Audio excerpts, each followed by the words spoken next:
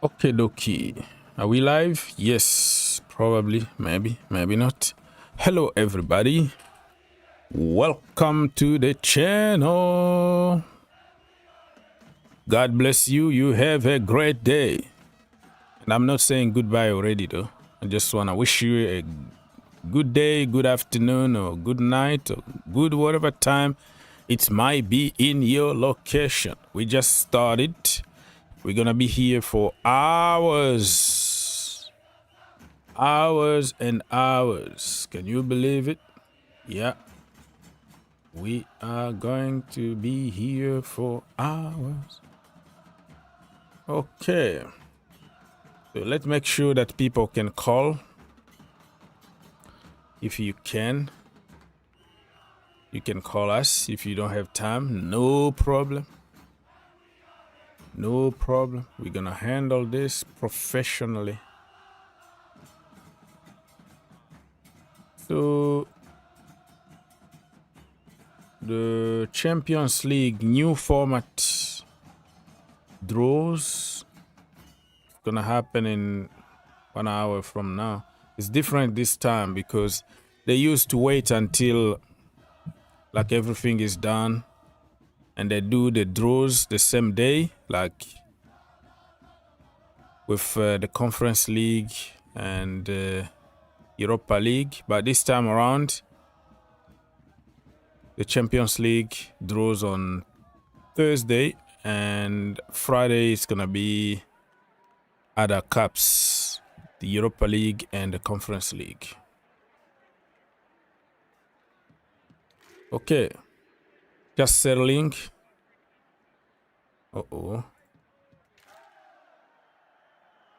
Just settling here. Aziz said that, come on Chelsea, CFC Gamer said that, what is your score prediction for the game? That just tells you that you didn't even watch my preview video. Now I know that you don't watch my other videos, you just come for live stream.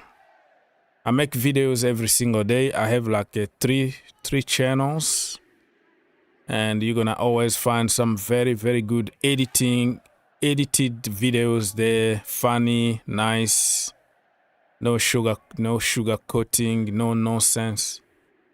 I made videos like every single day. Like for 3 days I've been talking about the game, my best 11, my predictions, and also depend. Like yesterday I had to make another video because I heard that certain players are not gonna be even there. They are home today, relaxing and watching the game from TV. Joao Felix, Pedro Neto, and who else? You know, few of them are not gonna even be part of that because of injury management. We are trying to manage their injuries. To my friend, Mr. CFC Gamer, I just discovered now that you never watched any of my real video. I didn't get a chance to watch it. It's been there like for a few days. I made one on the Green Turf YouTube channel, another one on the GFC YouTube channel. And even this morning, I just made another video about Osimhen, Sancho, latest news, and I reminded you what I said and what my prediction was going to be. So, I think we will smash Servette to pieces 5-0. What? That is not gonna happen that way though. Servette are playing home. They have like artificial pitch. It's not like natural pitch, right? So it's gonna be difficult for Chelsea to cope with those kind of environment in front of their fans in the smaller stadium. Everybody getting on you, it could turn ugly very quickly. So Chelsea need to go and silence them earlier. 2 goals is not that much. They score 1 goal in the first half and you start panicking, because the first leg at Stamford Bridge, they almost got the result. They had clear chances. more than even us. They shoot on target more than us. They were just unlucky not to finish their chances. But today they might have that mother luck with them, and they might cause some damage too. So you have to respect them, which means you have to take them seriously and go there with a game plan to beat them. Because I've seen people talking all about we have to use the kids because we're gonna beat them with the kid. Listen, your main team couldn't even beat them the first leg, couldn't beat them convincingly. We were just 2 goals from out of the blue. You know what I mean? So I don't think we're gonna beat them 5. It might be 3 if we take it seriously, but it's gonna be a lot of changes. We're gonna make a change, like 7 changes. So when you change almost the entire team, and the back line is not gonna be the same. Fofana is not gonna even travel. He's in London right now, enjoying his call with friends. So you have to deal with Tosin Adarabioyo, who is very slow. He's a good player, but slow. He got the size though. And then you might have somebody like Badiashile instead of Levi Colwill, because we have to save them for Sunday. So it's not gonna be that easy. Okay, let's go there and boom, boom, boom, 5. But I also hope that the team that will be on the pitch will say, you know what? This is my time to impress the manager, because I want my place in the first team. Expecting people like Mikhailo Mudryk to make a statement. Take it, bro. Expecting people like Mark Guiu to say, you know what? I'm not gonna miss those sitters. There's an empty net. I'm going to score today. So it's 50-50. Every single game is a 50-50. And we can't concede the first goal. If we can smash them 1-0, 10 minutes into the game, and then we start, now we have three goals advantage, that could give us more confidence to go and beat them. They're going to get discouraged if we score first. But if they score first, the fans are going to start believing. They're going to push them. And mentally, I don't think this young Chelsea team got those, mental aspect of the game. When the pressure is on and they keep on fighting and get the result. All right.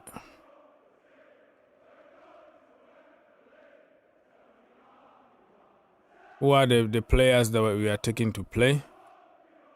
Well, probably everybody. Except Joao Felix, Pedro Neto, Fofana, and even Malo Gusto didn't even travel. Malo Gusto also is not going to be there. So we might find ourselves in the situation where you have to play Josh Archipong for the first time. And from, the left wing position, we might play with Giorgi. And like I said, it could be a very good thing for those youngsters to say, you know what? This is my time. This is my chance. I am going to play as if I am playing my last game of professional football. So it's not going to be that easy, is it? Do you think that Chelsea will land Victor Osimhen? It doesn't matter what I think. It's about Chelsea doing what they're supposed to do. I'm not one of those people that will tell you break the bank, pay whatever it takes. I don't care. Pay him 500k a week. Pay Napoli 100 million transfer fee. I'm not one of those people. I just stay with my budget and I use common sense, because Osimhen is a good player, but he's not like somebody who will save totally Chelsea. He still need a defender to defend. He still need a goalkeeper to keep the ball from going at the back of the net. He still need midfielders to connect with the defense. He still need people behind him. So it doesn't depend only on Osimhen. as other people will say he's the missing piece. He's good. He's gonna help us, but just I don't want to put too much expectation and get disappointed the way we've been disappointed for years now with so many so-called missing pieces. And he's gonna save us. He's gonna do this, and we're gonna win the league. And no. That is not me. I think I'm not in that stage of emotions anymore. I'm kind of now relaxed and balanced and thinking outside the box and thinking about what if. A lot of what ifs on this.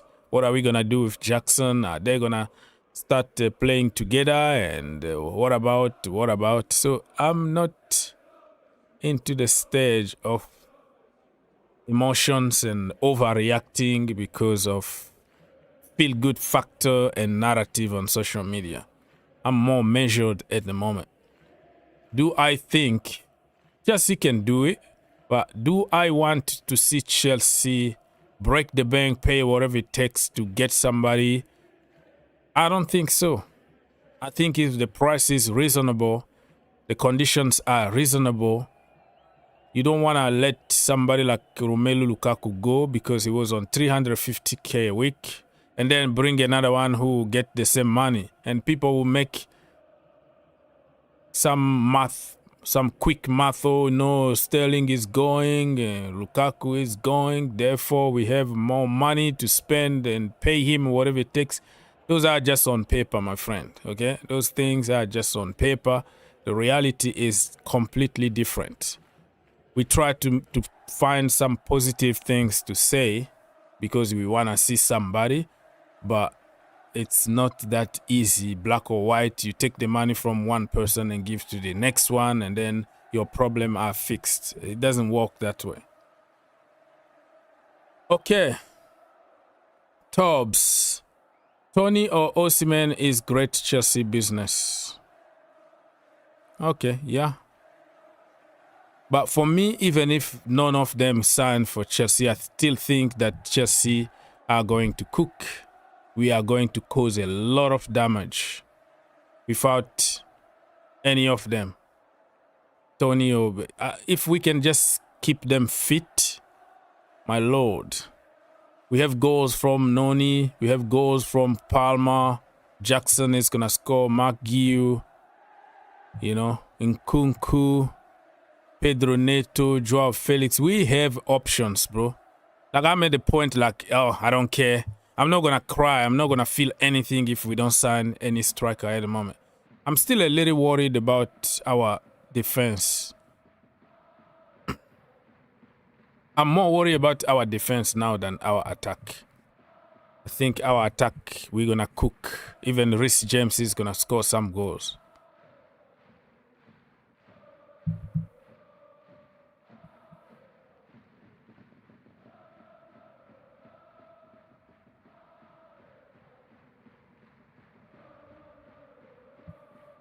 W's in the fucking chat. What do you mean by that? Okay, people. So in 1 hour or less than that, we have the Champions League draws, and in 3 hours, Chelsea are gonna play. So that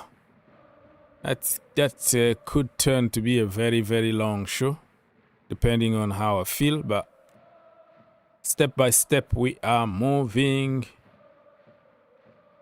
Anybody, can you give me some feedbacks if you can hear me or anything is working good? I don't know. What are you complaining about, Mr. Messi's brother? Okay. So let's go and check if there is some here we goes from somebody on social media, Romano or something. Let me see what we can do. Champions League, new format. I don't even understand anything about it. It looks like it's gonna be the league format, the league form first, and then you qualify. It looks like Manchester City can play against big names. I don't know. It's just, I don't know. It's just changing all the time, man. People are tired of this. All right. Let's go.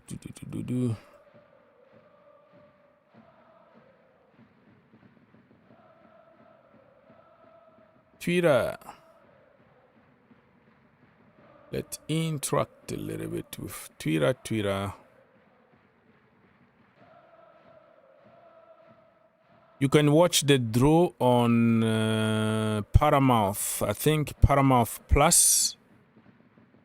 Or I don't know which broadcast in your location. This is my page here on Twitter. If you wanna follow, you wanna grow the page.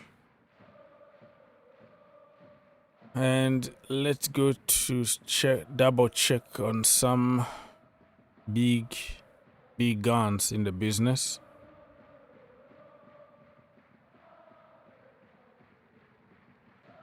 Andre is leaving Fluminense to join Wolves. Okay. Very interesting. Matt Hummels on a report about him having medical tests at Mallorca this morning. Someone is messing around with sport journalists today. Oh, so it was some fake news that he was having medical with Mallorca. Okay, so he came out to say, hey, somebody is spreading fake news, selling fake news to journalists. Wolves are moving on from their main winger target, Lukaku. Coliacho. Medical test booked for Aurel Mangala.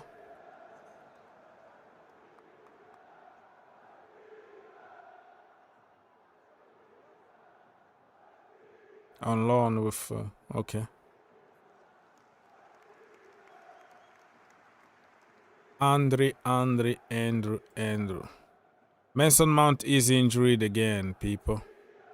Mason Mount will be out due to new injury. I feel bad for the boy, man. He doesn't deserve this. Injuries started at the last year at Chelsea Football Club when he decided to put muscles. He was a skinny guy, no injuries at all. He used to be like Gallagher. You can step on him, you can try to break his leg. He was just like unbreakable. And then all of a sudden, boom, he wanted some muscles. He forced those muscles. That's why sometimes I just want to see football players like grow naturally and not put so much muscles. And it looks good on Instagram. But if you notice that most of them just become like injury prone. Chaluba last season, he tried to put those muscles and whatever. Look what happened to him. Almost the entire season out. He only plays only few games at the end of the season. So I don't know, like the club, what happened with this kind of situations is that the player got their own coaches and their own physios and their own everything, right? And the club also got their own regime, their own way of doing things. So I think they just need to come together and say, this is what you should be doing and don't do this and that.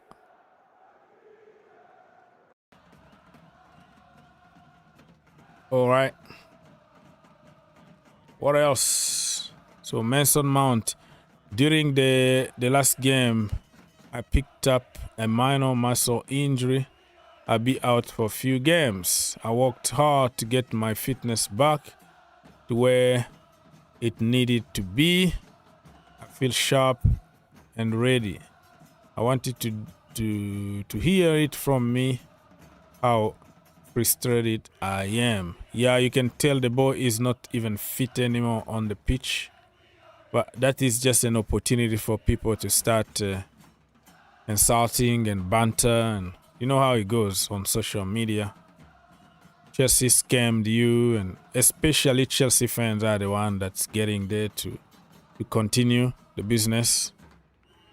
Armando Broja moved to Ipswich Town, 100% off and collapse.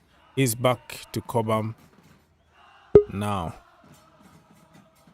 Very, very sad. Another guy that he was very promising.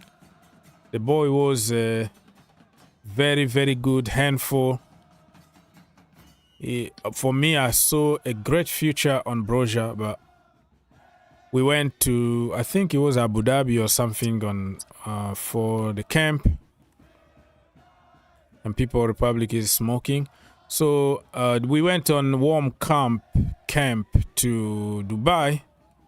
I think it was 2022 because of the World Cup, so we had to take the break from the Premier League. We went to Dubai, or not Dubai, whatever Middle East country we went, and then he got an ACL injury in training. And since then, he's not the same again. He was out for the entire season, came back. That's the problem. Like every time somebody got an ACL injury, I'm not sure anymore. It's like you become just an average player, in my opinion. Some of them, like few of them, maybe 1 out of 10, 1 out of 100. Those people with like lion mentality, kind of Ibrahimovic, they can come back and start really even doing better before the ACL injury. But most of them, they come back, they are afraid of putting tackle or playing the same way they used to play or running the way they used to do because they are not very sure about their own bodies. And I'm going to start taking calls very, very soon. I'm just kind of settling a little bit. Bayern Munich remain interested in this guy here, Jonathan Tah. But it's only a few hours to go until the transfer window is closed, shut. So they have to rush, keep moving, keep running. And Frederico Chiesa is a Liverpool player. So Liverpool finally signed somebody because the entire summer they didn't sign anybody. Now they got one person on field, of course, and they have a goalkeeper, Mamardashvili, from Georgia. But hang on, did you see the stats of this Frederico in Chiesa? How injured he is? You thought Chelsea players were bad, or go and look at his injury history. Oh my God, he doesn't play. He just sits on the bench injured. So I don't know what kind of player they got. They give him a 4-year contract. Makes no sense. Well, maybe they trust their medical department. You never know. So, and Empoli also confirmed Tino Engren from Chelsea to Empoli. It's a Who's here this we Tar go. guy? Who's Tar? Where does he play? Bayern München. Bayern München one. Which team does he play for? We play for Xabi Alonso's Leverkusen. Leverkusen. Okay, that's where he plays. Okay. All right, so Weghorst joined Ajax. Okay, Weghorst, the tall giant from the Netherlands, just joined Ajax. And Romelu Lukaku, it's official. The pictures are there. The contract signed. Chelsea can leave him alone. Chelsea fans now no business anymore. It's confirmed 3-year contract, 30 million plus add-ons to Chelsea. Goodbye. Now it's time for us to find another target because there are many of them out there. So Lukaku not there anymore. Werner or Kai Havertz, Mason Mount not there, and Conor Gallagher not there. So we have to keep the business going. We have to find somebody now. Somebody is gonna be the target. He's gonna feel the heat. Lukaku.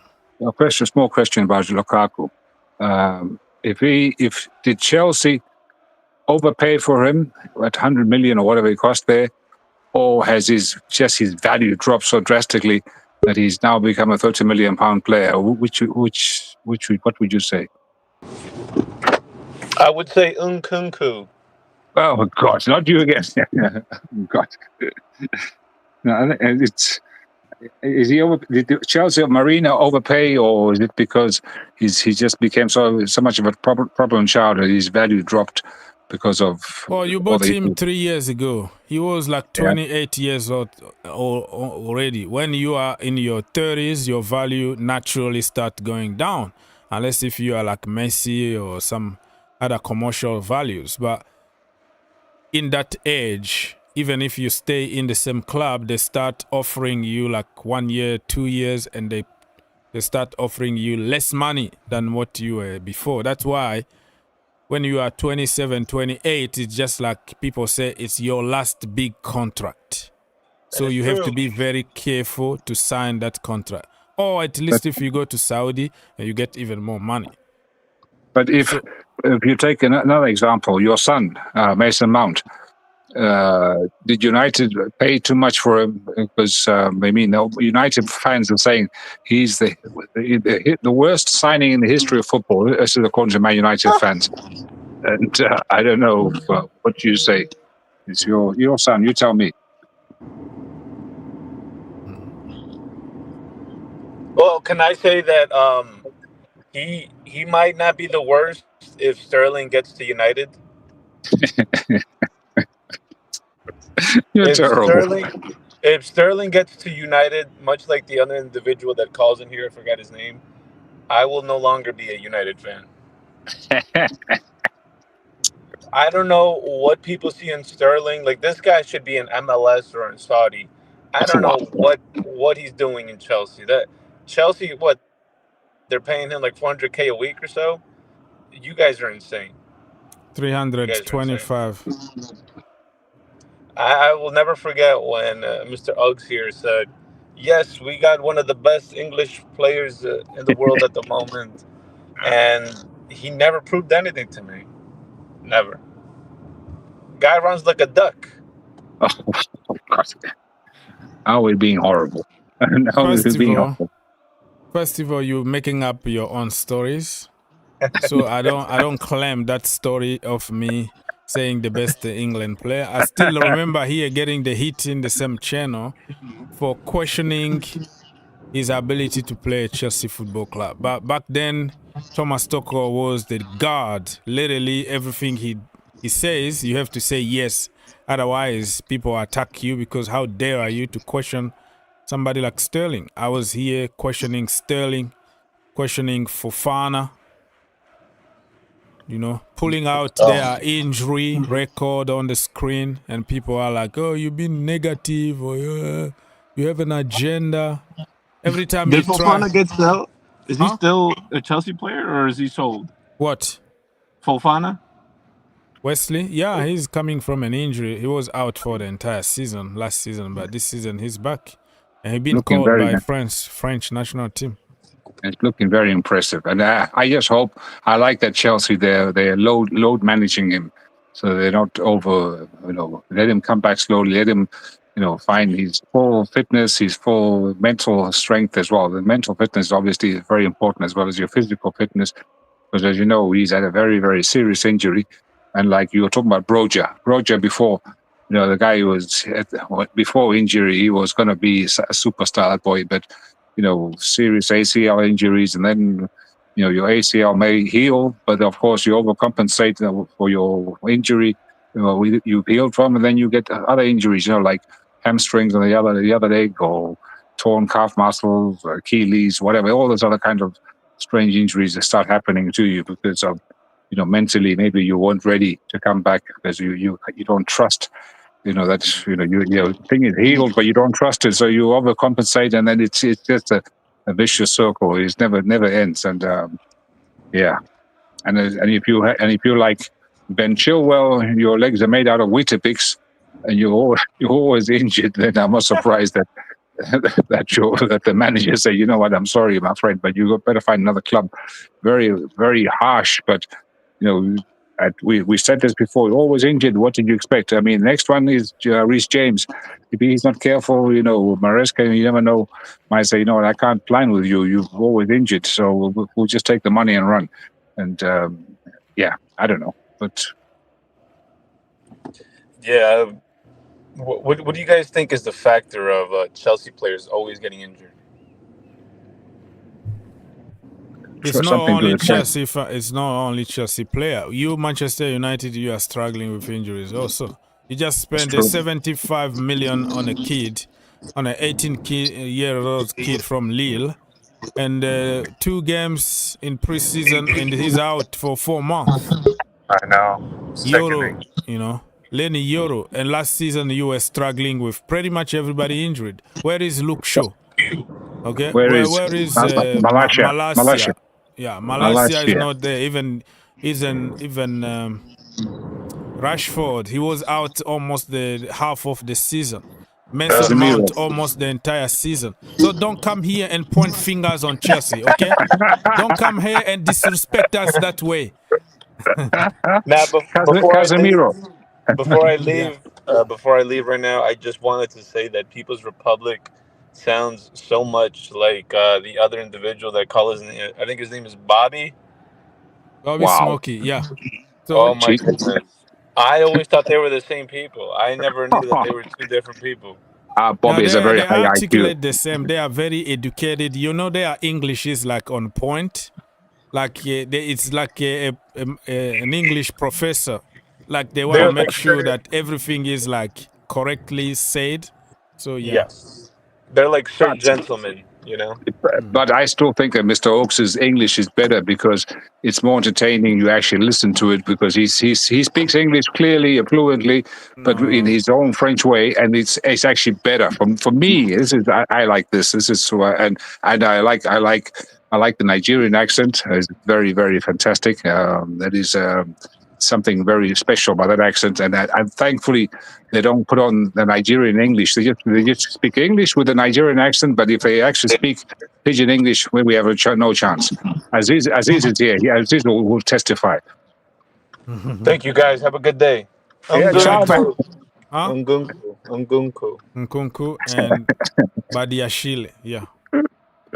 All right. Prophet. Hey, good morning. Is this true? If you spoke proper English from Nigeria in the dialect, the local dialect, nobody will understand unless they're from Nigeria.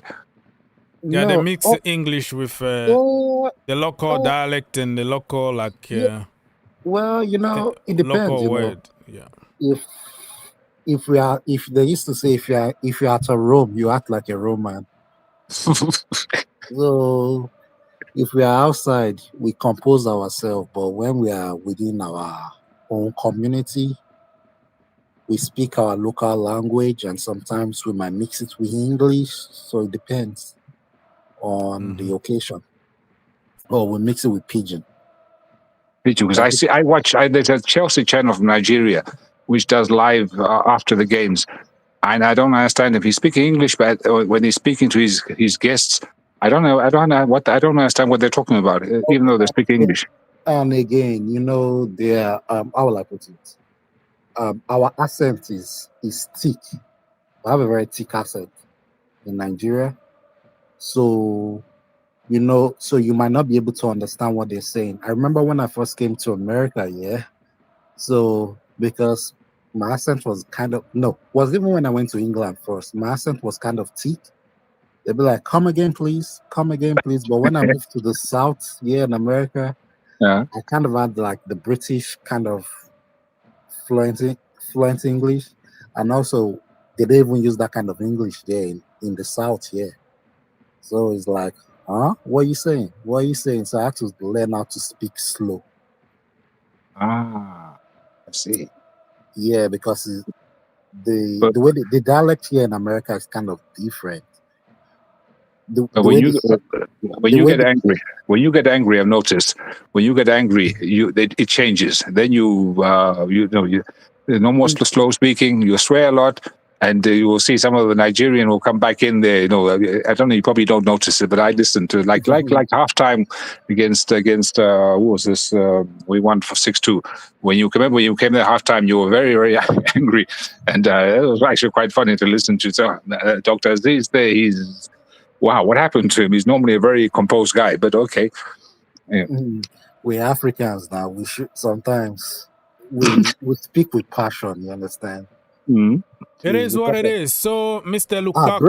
Breaking news. You guys are talking about injury. Messi Mount is out for another 4 to 5 weeks.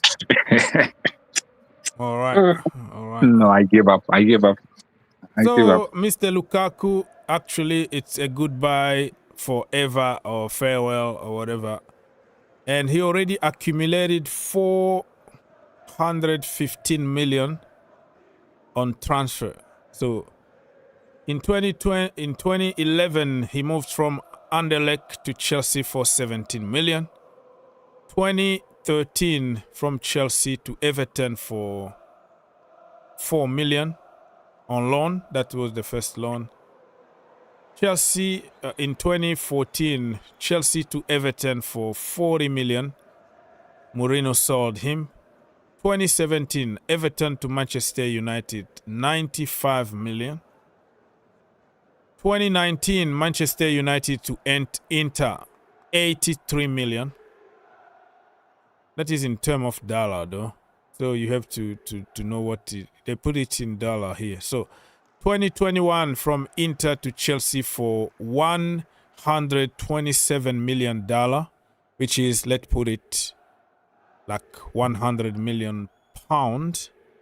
2022 from Chelsea to Inter for 9 million loan. 2023 from Chelsea to Roma for 7 million loan. And 2024 from Chelsea now on permanent to Napoli for 33 million. So in total, 415 million accumulated transfer dealings here. So he becomes like the most expensive in terms of, I don't know, in terms of transfer paid for him and loans and stuff like that. So Big Rom is gone now. And now we have to find somebody else to target our guns because he's not a Chelsea player anymore. All right. This is Big Rom. What did the Americans say? Don't let the door hit you in the way out. That is not me though. It's not my opinion about Lukaku. I never jumped to the bandwagon of certain people. There is a popular opinion and there is an intellectual opinion that you can sit back and say the truth about certain things, but it's all the popular opinion always wins. That's why politicians know how to manipulate the mass, because you have to say something to start fire, and then they will worship you, and you win everything, and they keep being poor and you keep being rich. So if you bring intellectual argument in a popular opinion, nobody's gonna listen to you. But you look it from the big side of Lukaku, he didn't even want to come to Chelsea the second time. The brother said no. You went there, you forced him, literally forced him. Paid crazy amount of money.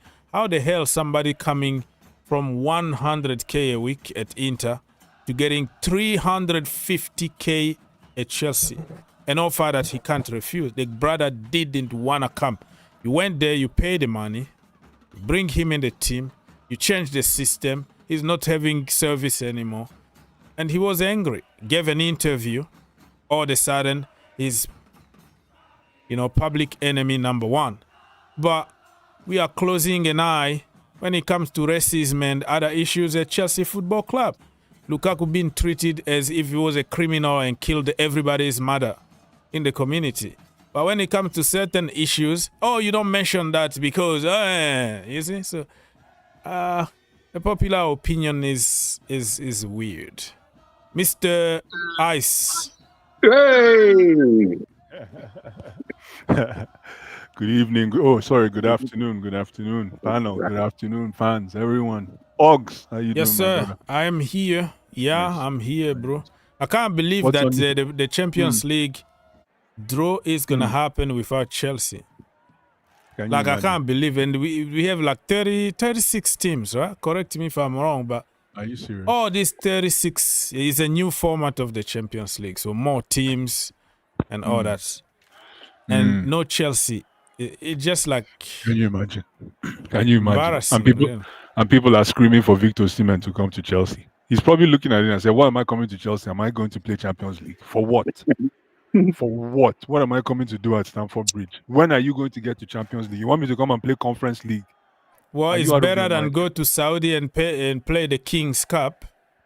But in you Saudi. make 600K a week. Exactly. I like how you said that's exactly the response I expect from you all. But the way you made it sounds at the beginning is like it's nothing to play in Europe, to play Conference League. But you made it sounds more as it's about winning trophies or winning or being about prestige. That's what you made it sounds. That's why I said, wow. Are you gonna Mr. say House, huh? Mr. House, man, we're in a new generation. Let me tell you, nobody cares about prestige no more. It's what is in the account people care about. To me, as Osimhen, as my Nigerian brother, if he doesn't, I would love him to come to Chelsea, but as my Nigerian brother, go to Saudi, go make the money. And all this prestige of playing in Europe, what's it going? It's not going to feed your family. Go to where you're gonna feed your family. You're gonna make something for yourself. You know, in life they used to say they don't want to care how you made it. Is what is how will I put it? They don't care how you make it, but in Africa we shall want to see you already made it. So if it's either you go to Saudi Arabia, Rome, like every yes, way will take you to Rome, whatever. Or if that yeah, is said even in English. go out there and make that money. And you don't get me. I didn't say that I don't want him to go there. Ice made it sounds like if he's gonna refuse Chelsea, he's coming to Chelsea to play Conference League. He didn't mention money. So Conference League just mean a low level. You know but why? the point I was trying to make is better to win that Europa Conference League, and you're gonna have some kind of prestige in Europe than go get the bag. Let me tell you something. In Saudi and win the King's Cup. That is the problem. Let's take the money away from this. That's what I said. Let me tell you, you're making a mistake. I don't come to your small club. You are in your Conference League. Yes, go. Ogs, you started by saying there's 36 teams in the UCL draw without Chelsea. And I said to you, imagine you're Osimhen watching the draws right now. What in the hell will make you want to go to Chelsea? Thank you. What in the hell will make you want to go to Chelsea? On top of that, even if you come to Chelsea, your earnings is going to be restructured from apparently 297 grand will be now granulated into different fractions. He won't even get the 297. He'll get the 297, but it'll be based on performance. So meaning that at the end of the day, he might get a deal at about 250K a week, and the remaining 50K will be based on performance. And then you have an offer of 620 grand. Somebody, I don't know what the number is, but it's 600 plus. I mean, it's a crossroad that you cannot ignore. Mr. Ice. Yes, sir. You've even forgotten that England they feed on tax. Thank you. 50% of your income, at least, will go on tax on that 250. Exactly. Your agent fee, all those fees, insurance. I lived in England. I know how this thing works. Go to Saudi Arabia, make that money. You've already made name in Africa. You've already made a name in the world. Go and play with Ronaldo and the rest and Neymar. You guys create a new league over there. Because I'll tell you something. This wage cap is going to make every teams in Europe, their best player go to Saudi Arabia. Because now, look at Spain. They're already doing wage cap. Wage cap is already. How will the teams in Spain compete with teams in England apart from Real Madrid? Now they want to bring that structure in England. You want to now tell me that all these boys that are seeing, oh, if I see, okay, someone like, let me say, Rashford, he goes to Saudi Arabia. He's not playing so well in England, but goes to Saudi Arabia and start making good money. Wouldn't you think other people who want to do that same move and move to Saudi Arabia when you're already bringing a wage cap that is not going to let these boys earn what they deserve? And you go to a place whereby they want to give you pot of gold for free. I will go there. I don't care about legacy no more. Legacy was during Ronaldo Delima. Look at what happened to him. His leg was damaged. David Beckham, all these players that played for Legacy, look at what they did to them. Go out there, go make your money. Look at West Brown. Manchester United. Of Manchester United. After divorcing his wife, he came out broke. Look at our brother Ebue. The wife took everything from him. So, my brother, look at other players, Wilson Oruma, all these guys that played in Super Eagles.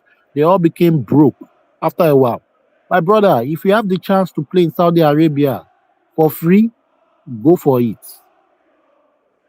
And it's look like that is what he's doing now. I'm going to be happy for Osimhen. Some newspaper already in Saudi Arabia are reporting now. Big guns in England haven't said it, but some other sources. I want to ask the panel a question, especially you, Mr. Host. If Osimhen was your brother, you have Chelsea that is going to pay you 250. Fantastic question. And you have Saudi Arabia that is going to pay your brother 600 every week. What would you advise your brother Osimhen to do? First of all, I want to make it clear that don't twist it like if I'm asking a question. I know where I'm going. I'm going to answer to that question. The impression I have from your questions is like if I was pushing for Osimhen. I never pushed for Osimhen.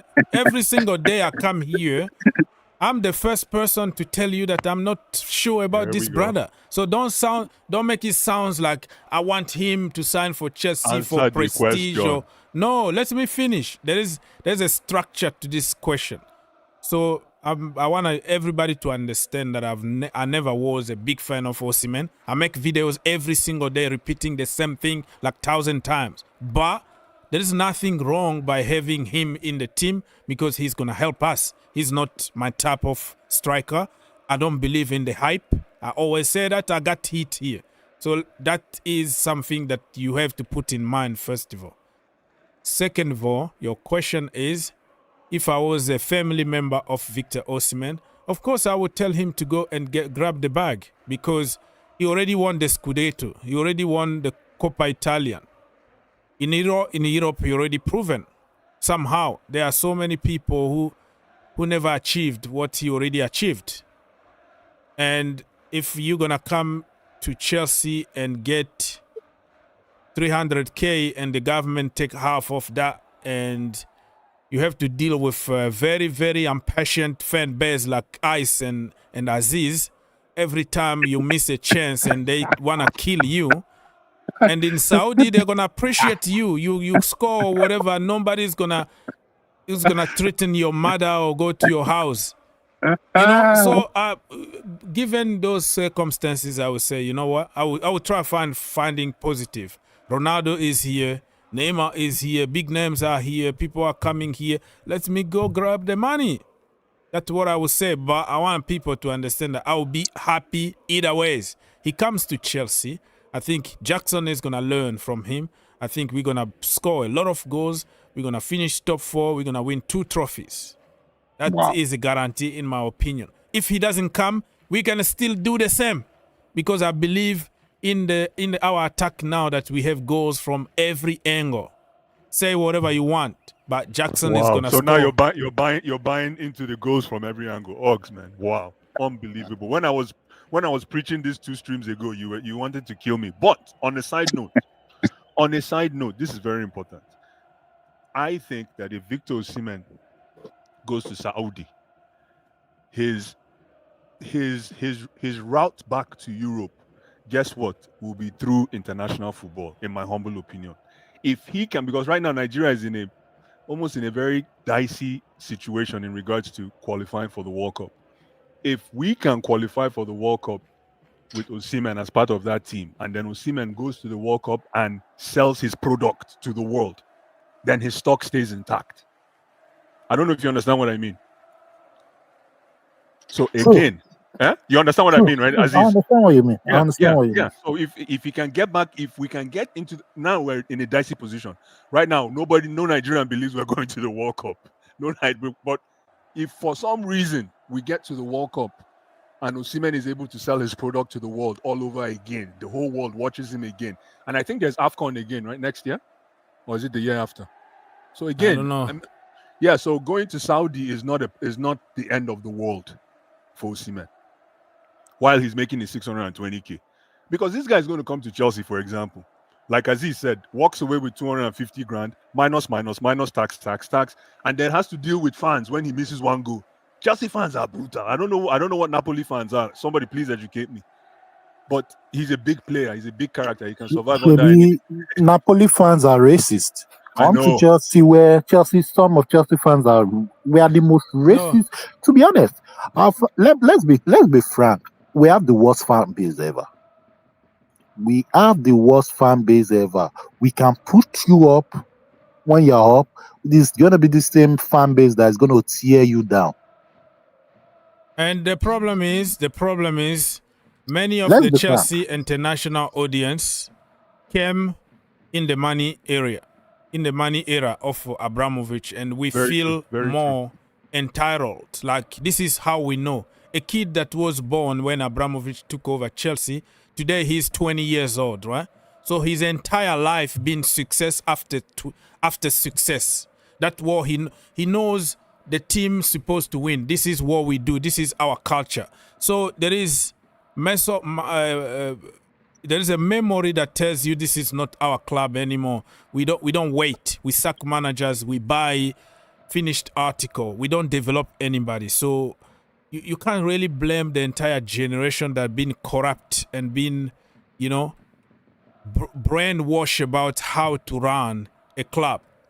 People like Ice, if you tell him to wait one more season and Osimhen missed 2 sitters, out. Get him out. He immediately get him out now. You see? But for other clubs that know that, listen, in football, sometimes you lose, sometimes you win. No, we have just to win. This is Chelsea. So, it's difficult. Yeah. It's a new generation. In fact, the only one reason why I would tell Osimhen to go to Saudi is that if you know your history about Chelsea, this is where big number 9s come to die. These big centre forwards, they come to Chelsea and they die there. They die at the stake.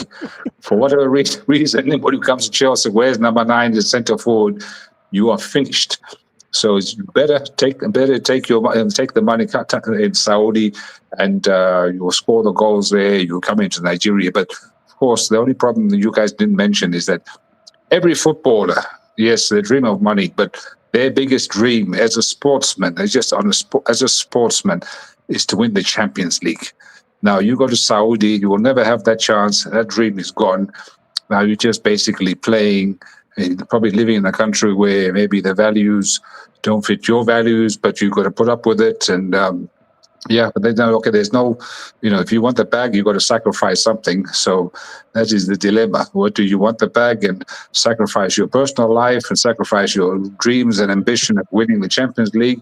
Or do you just take the money and run and become like as a more Gyan? And nobody... His football legacy is non-existent, but I can imagine he's living like a king back home in Ghana. No, but the thing is, don't underestimate the fact. Let's say Victor goes to Saudi. Don't underestimate the fact that he still has a chance to showcase his skill in Champions League. Because remember, I think the structure of that deal is designed with the release clause, correct? Somebody correct me if I'm wrong.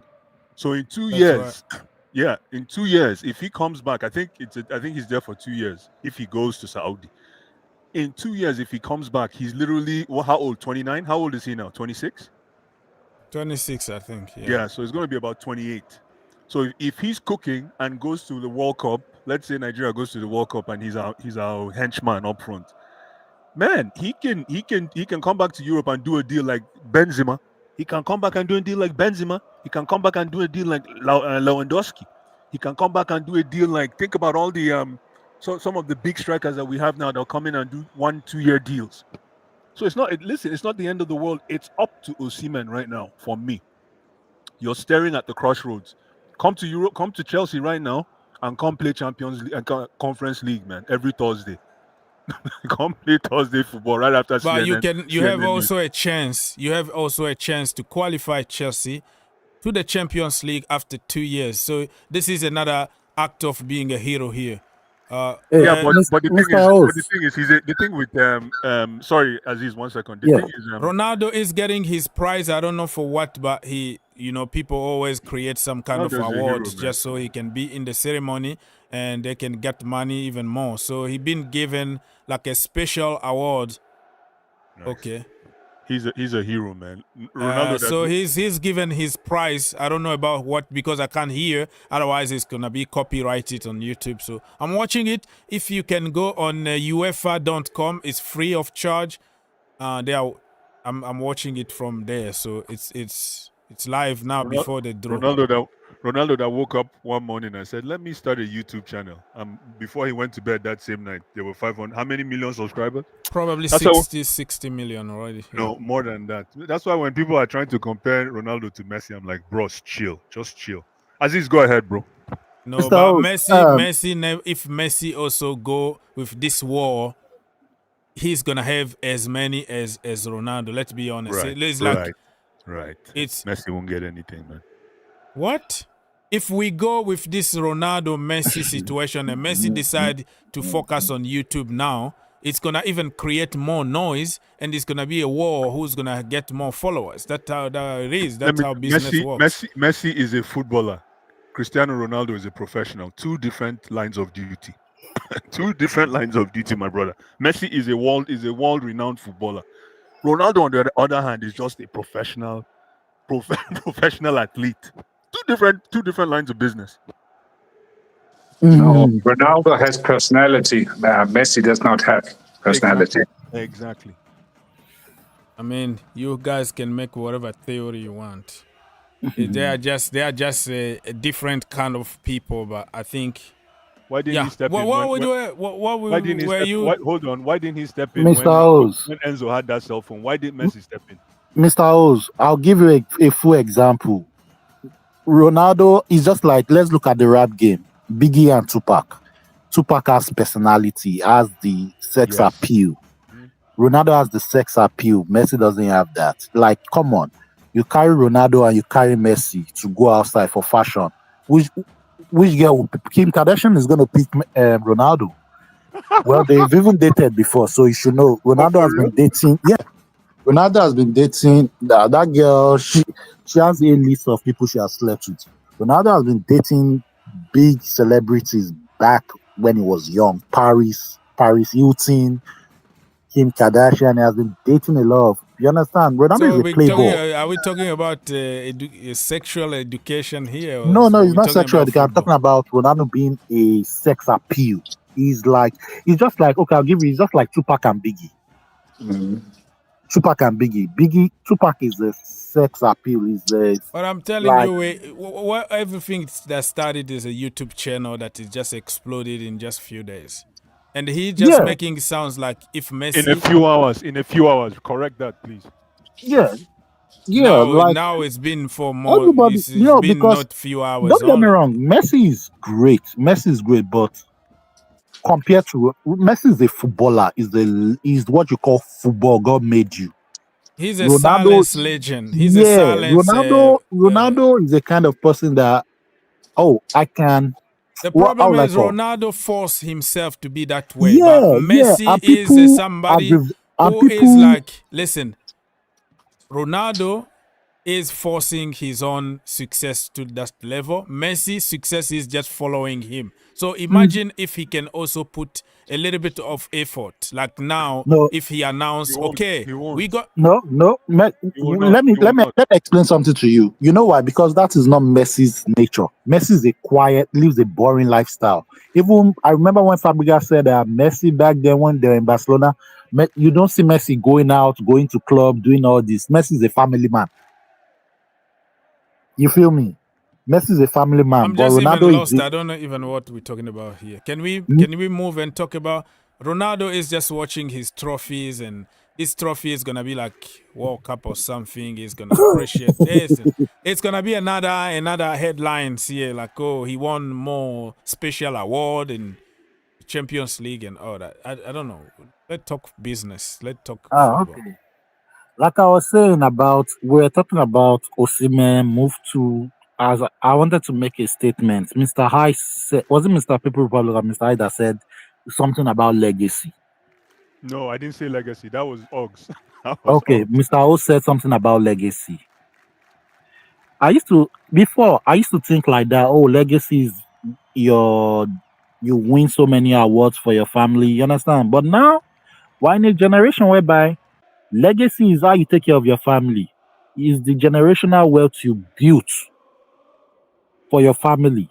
So that's why I'm going to advise my brother Victor Osimhen.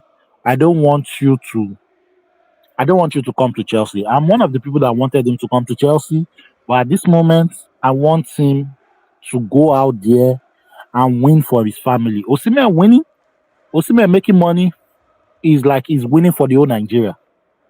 You feel me? I don't want you to come to Chelsea whereby taxpayer is going to kill all your money and you end up being broke. I have a question for Oggs. Oggs, I'm Osimhen. I am Osimhen. Sell me Chelsea. Sell it to me right now. Well, and you give me 30 seconds to finish. The problem with you is as soon as I start talking, you cut me off, so I can't even finish my idea. You know that you have a feel of idea to go through. So if you give me time to talk on the question, all right. Sell me Chelsea. Tell me Chelsea. First of all, Mr. Okay, so you are sitting in front of me here, Mr. Todd Bowley. I wish. Exactly. All right, so Osimhen, remember when you won that golden boot, under 17 World Cup? You killed it. Best player on the planet in your age back then. You destroyed the entire world. You remember that, sir? Yes. Okay, and people questioned you after that game. They asked you, what would you like to be? What team you would like to play in the future? What is your role model? Do you remember what you said, brother?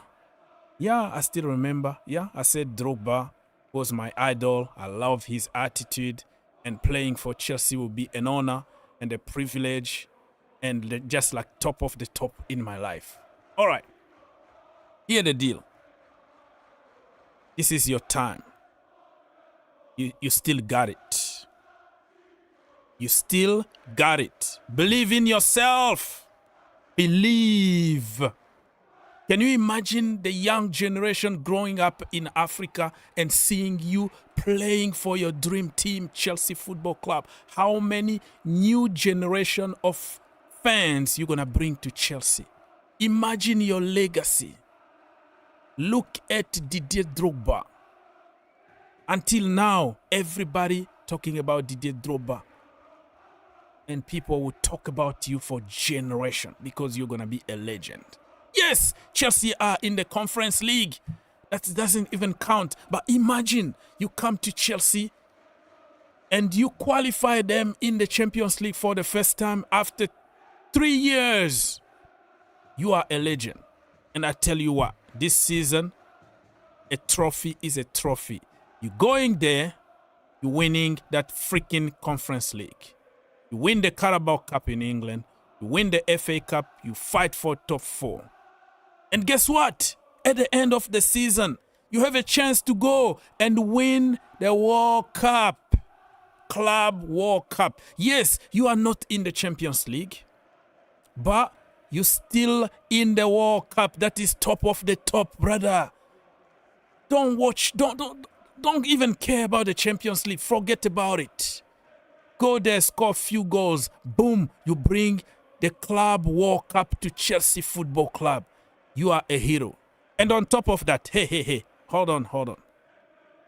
You still get paid handsomely. I know Saudi, but think about your lifestyle. Think about your wife. Think about your kid. They don't want to be there. It's hot. It's 120 degrees every single day over there. You come to London, yeah, the weather is a little bit cold, but your kid will love it. Stamford Bridge, brother.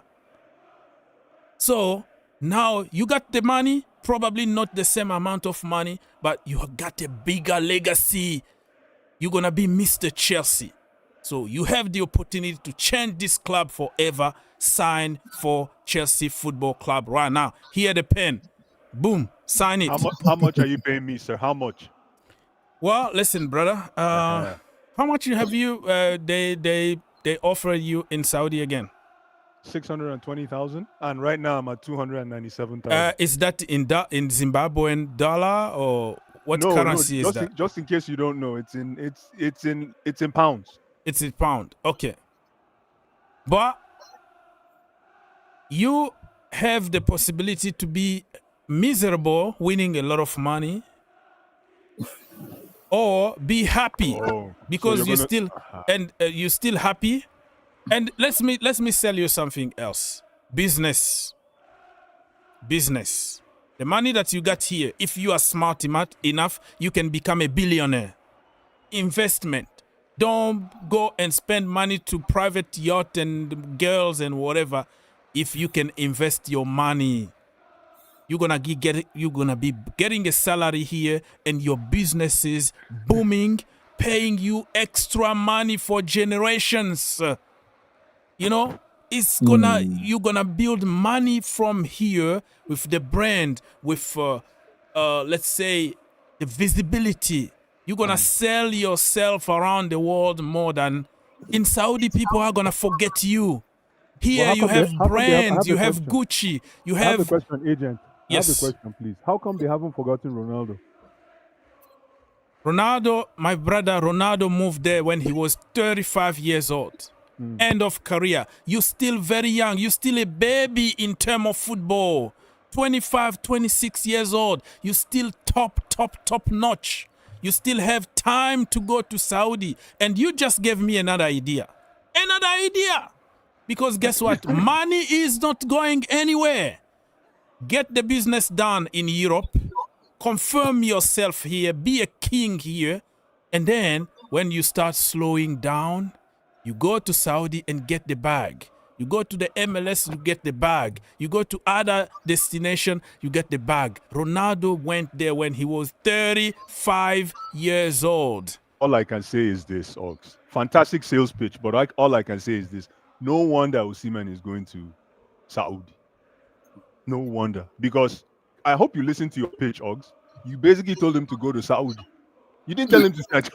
That's what, your pitch basically was, Osimhen, please catch the next flight and go to Saudi. Mr. Ice.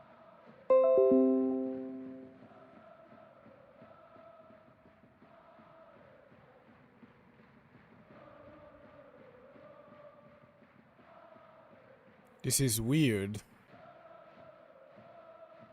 I think I'm back again, connected.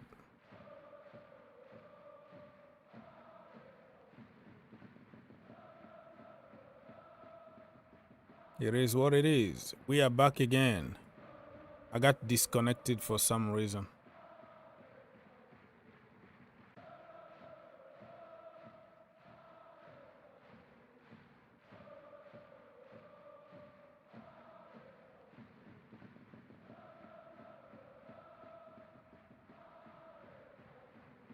Don't misunderstand when I say that.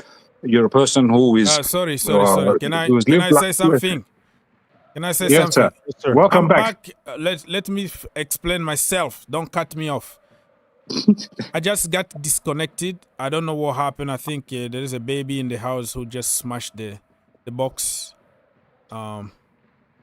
somewhere, and internet was gone. Everything turned blank. So if you were on StreamYard, you could hear each other. It was working there, but in general terms here in the house or YouTube, it was gone. So I was frozen for a minute. So that's what I wanted to explain and make sure that people understand. It doesn't depend on me. Now, if you were saying something, nobody heard you for 3 minutes. Probably. Yeah, that's true. Yeah, I noticed that already. I knew that. We were talking backstage all along. In the backstage, you can hear each other, but publicly, it wasn't there. So I had some issues, and I hope that everybody understand that. I saw your face was frozen. I was telling the guys. I told them already that your face was frozen on the YouTube screen. I know that. All right. So yeah, you can continue. You can continue now. No, you're saying that your sales pitch was crap. Yeah, we were just destroying your sales pitch, Ogs. just to remind you, we were destroying your sales pitch. We basically said that your sales pitch will encourage Victor to catch a first class flight to South Africa. No, like well, I don't have to lie. That is the truth, and you take it or you leave it. That's the way it is. That is all I can give you now. You take it or you leave it. In this point, really, let's be honest, right? Nobody can compete with Saudi. Even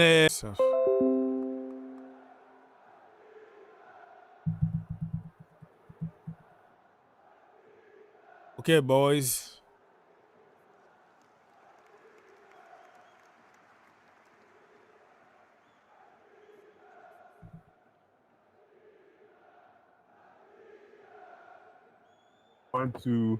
That went to Derby County. Oggs is back. Oggs, you need to say something, right? Go ahead. Yeah, I don't think we're gonna finish this stream. I think I have to. That makes sense. Yeah. I have to fix the box or order or go to Spectrum to grab another box, because this, I think it's gonna be on and off. So if it's cut, if I go off this time, I will go off for probably an hour. I have to drive and call a technician or something. No problem. Are we back on YouTube now? Yeah, we are back, but I don't know for how long. That's the problem. But, so we can keep going until if it's cut again, it's gonna be so embarrassing that I'll have to no problem. Like just go and come back. But just, can I cut in quickly? Yeah. And just to go into Aziz, what Aziz was saying there, I found that very interesting. He was talking about Mason Mount. And for me, it sounds like Aziz was going through the stages of when you lose somebody, family or somebody dies. So what happens? You go first for the stages: denial, sorrow, and whatever, and then you finally come to acceptance. And it sounds to me like Aziz has finally come to the acceptance stage. He's gone, and now he can now bash him. So he no longer misses him. So actually, welcome back. Mason Mount's case is almost similar to Victor Osimhen's case, because Victor Osimhen, after he won the Scudetto, that he signed an extension, correct? With a release clause. Yeah. I think it was after. And then Mason Mount, if you think about it, Mason Mount, after the Champions League, the kid believed in himself and said, hey, man, you got to give me the same money as, if not more, than Reece James. This kid was coming off a very high of the century, man. From Derby to Chelsea, from Cobham. Nobody knew who this kid was. He came in and just shone. He became the main man on the team. So it definitely makes sense that he would ask for that kind of money. And why not go to Man U? I think how much is Man U paying him? $250? Yeah, about that, man. That's exactly, amount. Man. Yeah. Hey, man. People forget that these players have agents. These players have their own personal salesmen and women. It's not really. It's up to the agent to get the job done, to close the deal, take it to the finish line. So we're talking about Osimhen now. Who knows? Maybe the whole thing depends on whether his agent says yay or nay.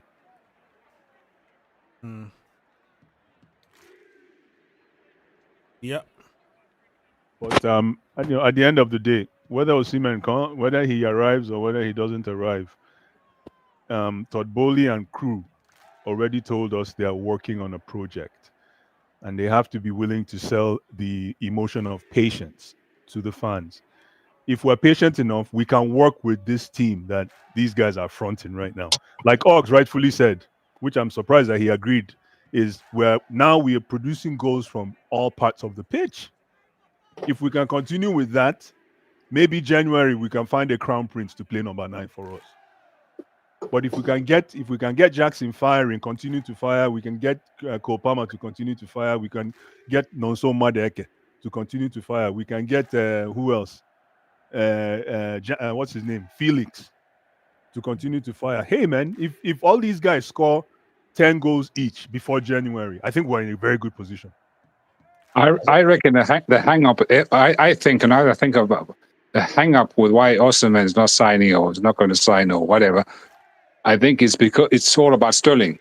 So I think behind the scenes they are frantically trying to get rid of Sterling to cut his wages. And the moment you see that you hear Sterling has signed for some other club, you'll find that Osimhen's arrived at Chelsea. That's what will happen. So they need to get rid of that 350 there from Sterling in order to be able to afford Osimhen as it is with FFP and wage and the what you call the wage structure coming up.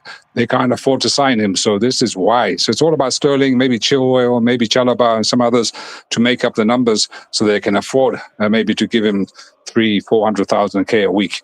That's what the problem is. Okay, so I'm trying even to figure out what's going on with this draw here because it's still confusing as a new format. Not many people really understand. Of course, it's a new format. You're not part of it. If you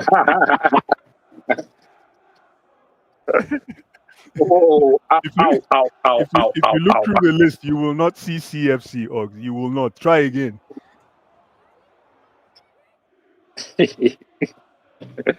This guy's terrible. Listen, for me, it's about time Todd Bowley and crew, if they really want to see man, they should just buy this guy, buy him and give him his money. Make a statement acquisition. Make a statement acquisition to the entire EPL. We got our guy.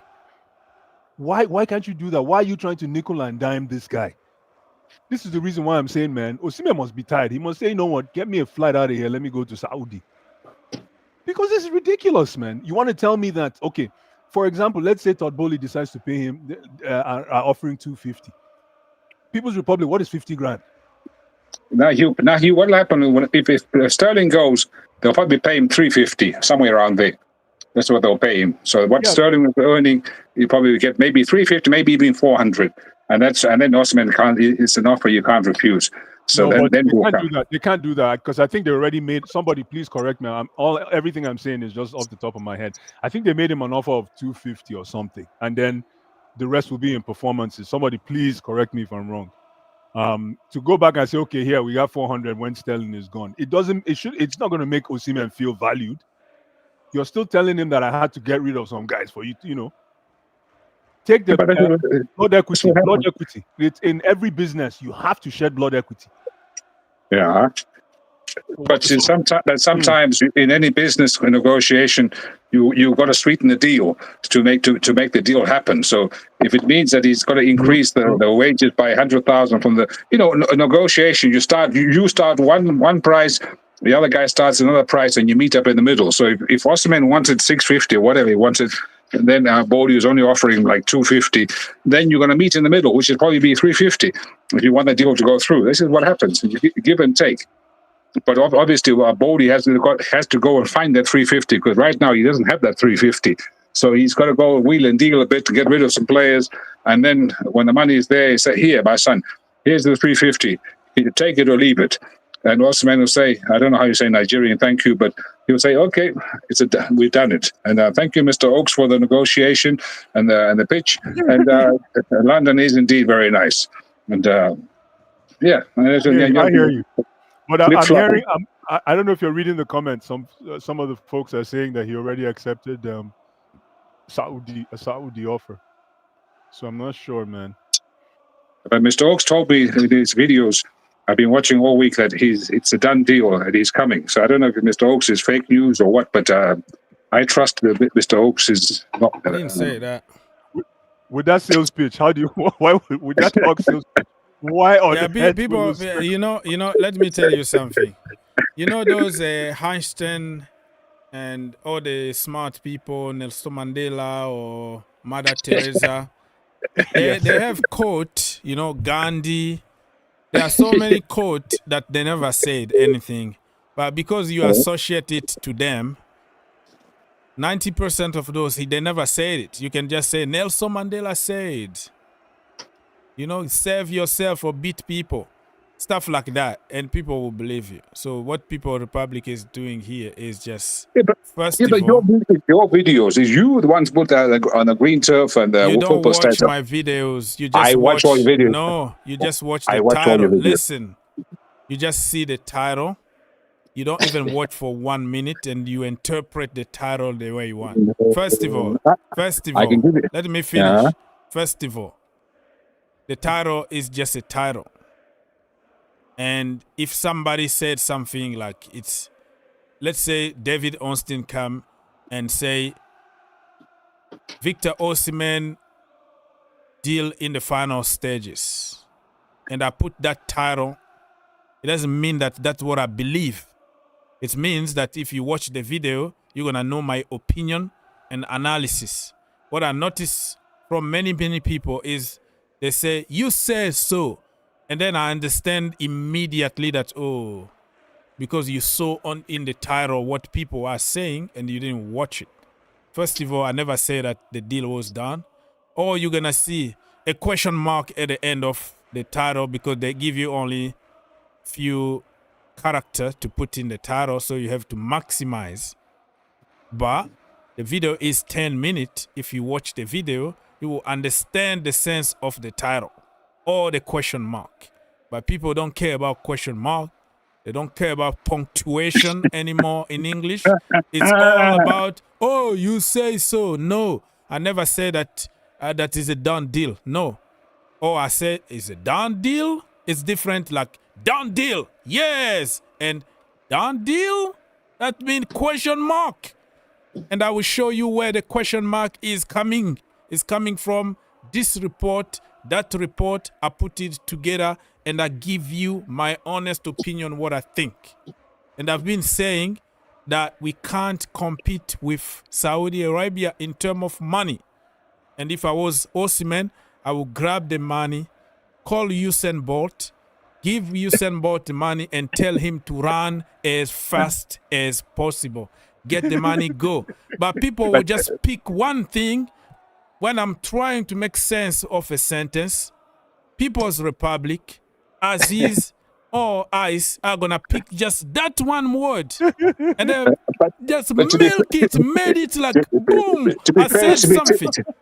To be fair to you, you did say in the video towards the end, please do not shoot the messenger. This is just something I was hearing from these Ornstein and Romano. And yes, I'll give you that. And I show it on the screen. Like people call me fake news or whatever. No, I don't make news. I just give my opinion about those news. Listen, Oggs is being a trained journalist.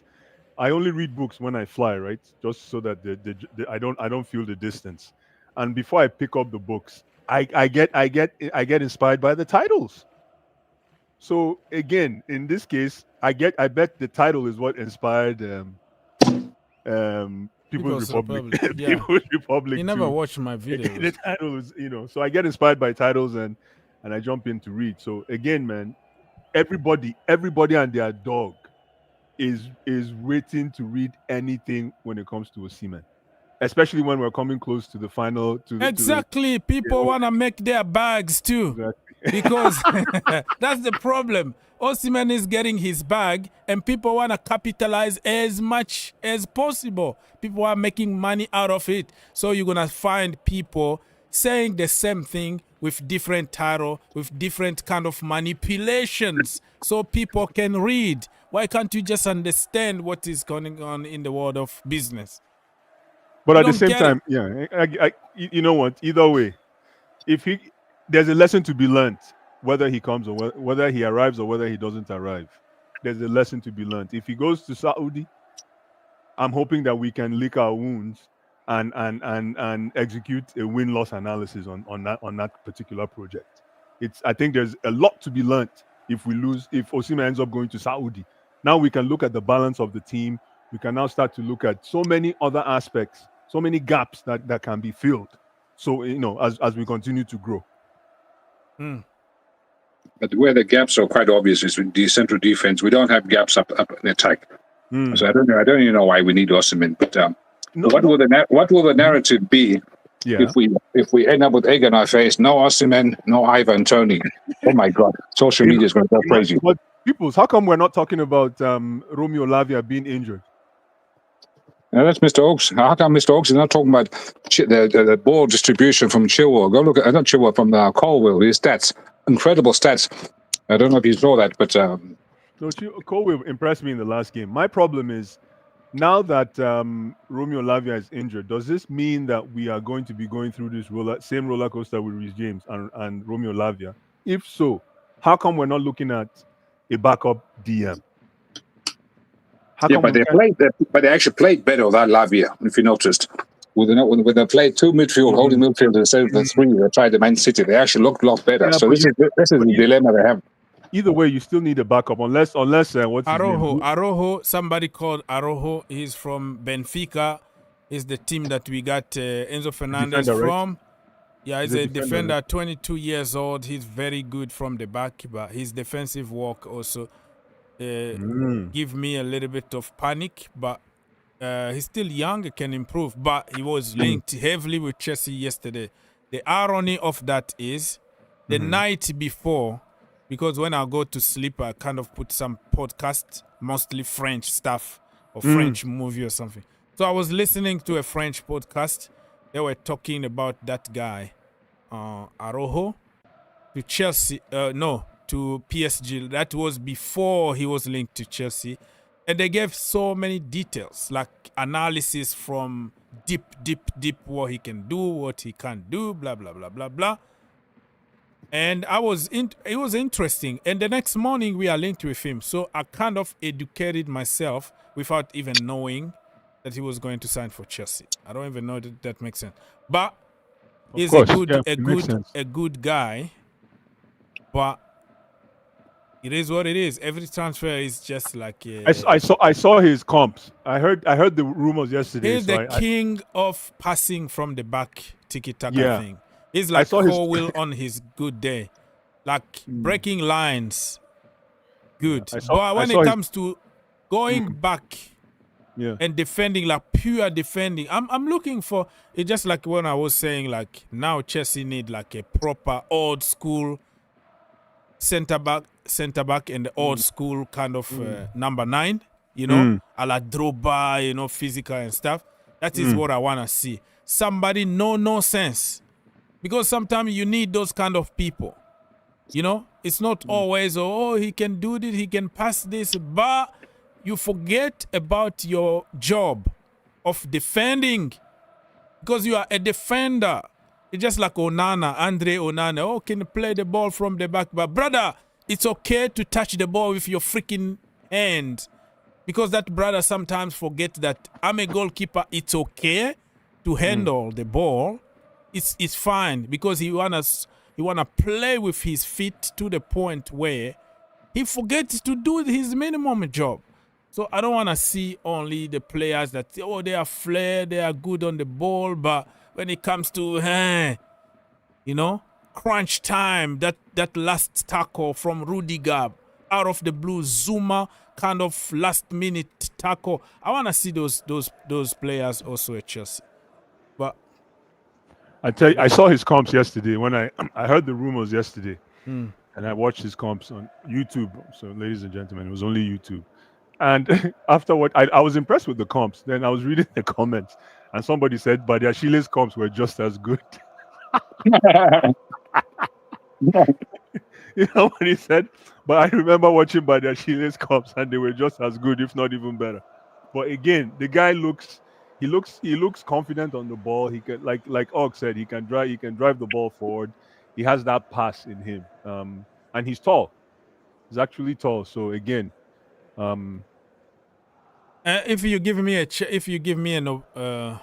choice to keep Chalobah or take that guy, I would choose to keep Chalobah because he already knows the Premier League. Exactly. He's used to the weather in England. He doesn't have to move houses. But I don't think Chalobah has another way. He need to leave.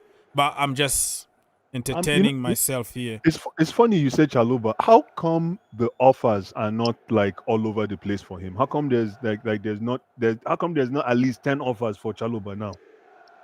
Injury history. No, he was his like worst injuries was last season when he was out for a long period of time. But other than that, his injury record is pretty clean. He finished the season strongly. I think other teams got their own profile and they already have players. Just doesn't mean that if you are. I know where we're going with this because it's been trending on social media. People will come up with this kind of, oh, if you were that good, you're supposed to, as if it was some kind of exact science where everything need to. People can say no to Messi because it's not Messi's bad, but because he doesn't fit what high energy rock and roll people want to play. It doesn't mean that Messi is bad. And also, they already have their own players already. Like 2 years ago, Bayern wanted him, Inter wanted him, Roma wanted him. So many teams just no, we're gonna give you a new contract. And those teams, they went on the market because they can't wait for you forever. For now, it's like smaller teams coming for him. He got an offer from Nottingham Forest, Wolves, Newcastle United. Now it's like Crystal Palace, West Ham. It's not like they don't have offers, but himself, I think he's backing himself. Like probably European giant will come calling. But those people came here for you 2 years ago or a year ago, and they went for other target. So he's backing himself. If he was like just leave, he was going to sign for a team like long time ago. But he doesn't want to sign for any team. He need to be on his own terms. And that's what he's trying to do at the moment. Interesting. Because when Mason Mount had his own problem, boom, he got Man U picked him up. When who else? When there was a bunch of people that had issues and they got their Havertz, boom, he got his. Arsenal came calling. Gallagher, Jorginho, thank you very much. Your brother Jorginho. Jorge, don't call him Jorginho, call him Jorge. Jorge, J5, boom, he gone and he went to a big club. Gallagher, Capito, number 1, last season, our captain last season, same thing. Atletico. So I'm really surprised with even Christensen. Let's go to defense. Even Christensen got a look in from Barcelona. Even Captain Dave as Petra. Aspi, thank you. Well, Aspi was at the twilight of his career, but Christensen, I remember Barcelona were bugging even years before he went left. on free though. He signed on free. He refused to sign a new contract for Chelsea. Exactly. And he went there on free. So there are circumstances that I know where you're taking this. I know what is trending on social media is like, okay. So now if you find yourself at Nottingham Forest, that means Kalim Hassan-Odoi is not good enough. Why our big teams are not coming for you? That is like general idea from people instead of using context behind things. What I'm saying is context need to apply. A year ago, everybody wanted you. You didn't want to go, or Chelsea didn't want to let you go. And then all of a sudden, they can't wait for you forever. Now they changed their mind. They went for other targets. So pretty much the door is closed. And the door now is open from the team that you necessarily don't want to go. Exactly. So the options are limited. Exactly. That's what I'm saying. Listen, Chalobah has an agent. He has an agency that works with him. It doesn't mean the fact that he's sitting on his ass right now that you want to tell me that they weren't working since last season. You want to tell me they weren't able to forecast what was going to happen now? If that's the case, then he should fire his agent. No, I think he knows. I think he knows. Okay. He knows what he's gonna do, and in the last 24 hours, we might hear something because I don't believe that he's gonna come back to the team. and I don't believe that he's gonna just accept. He's on minimum wage at Chelsea compared to big wages. I'm talking about minimum wage here, but still good money. Those are the money that everybody is gonna dream of for. I'm talking about minimum wage in terms of how much money we are paying people at Chelsea. People like Malang Sarr, 120K a week. So in that sense, I'm talking about minimum wage. But that minimum wage is just a millionaire, multi-millionaire, right? So he's on minimum wage. He doesn't have to rush anything. He's waiting his options. I think he got a lot of offers and options.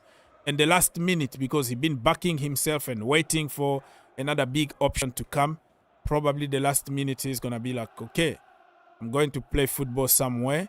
And they're going to include some kind of clause there that will allow him to get out of the situation. The lack of options is the reason why Victor Osimhen still on the market. PSG Exactly. And people are criticizing his agent for that.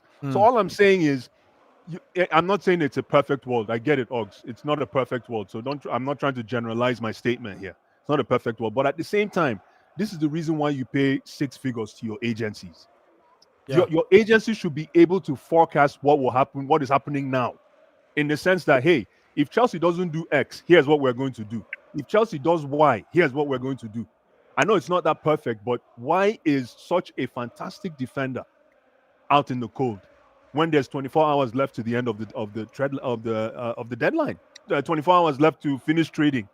Why? That's all I'm asking. The boy can play. He's actually one of the best defenders in the EPL. So I really don't. I know there was once upon a time Manchester United were looking at him. I'm not sure how that ended. They ended up going for De Ligt. I'm not sure what happened there. Yeah, also the money that Chelsea been asking probably is, too much money, or the money they are offering him could be less than what he's getting at Chelsea. There must be little issues here and there that we don't know. We just analyze like overall. Obviously, yeah. Our fans, yeah. Oh yeah. Secondly, has he officially been put up for sale, or is it just we think he's up for sale? Well, when you are excluded from the first team and not even allowed to eat bread or drink water in the kitchen, you know that they don't want you. So you don't have to tell me that I don't want you anymore. It's just like you giving a girl a cold shoulder. Like, hey, just get away from me, man. You start acting a certain way. When you're not picking up the phone. When you're not picking up your calls. You guys are terrible people. Well, you're not picking up the phone. Why not? I have a friend of mine, actually. Like, he couldn't pick up the phone from the girl, and the girl was just behind him.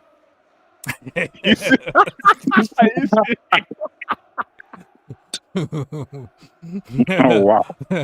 Like the girl he saw him, and it was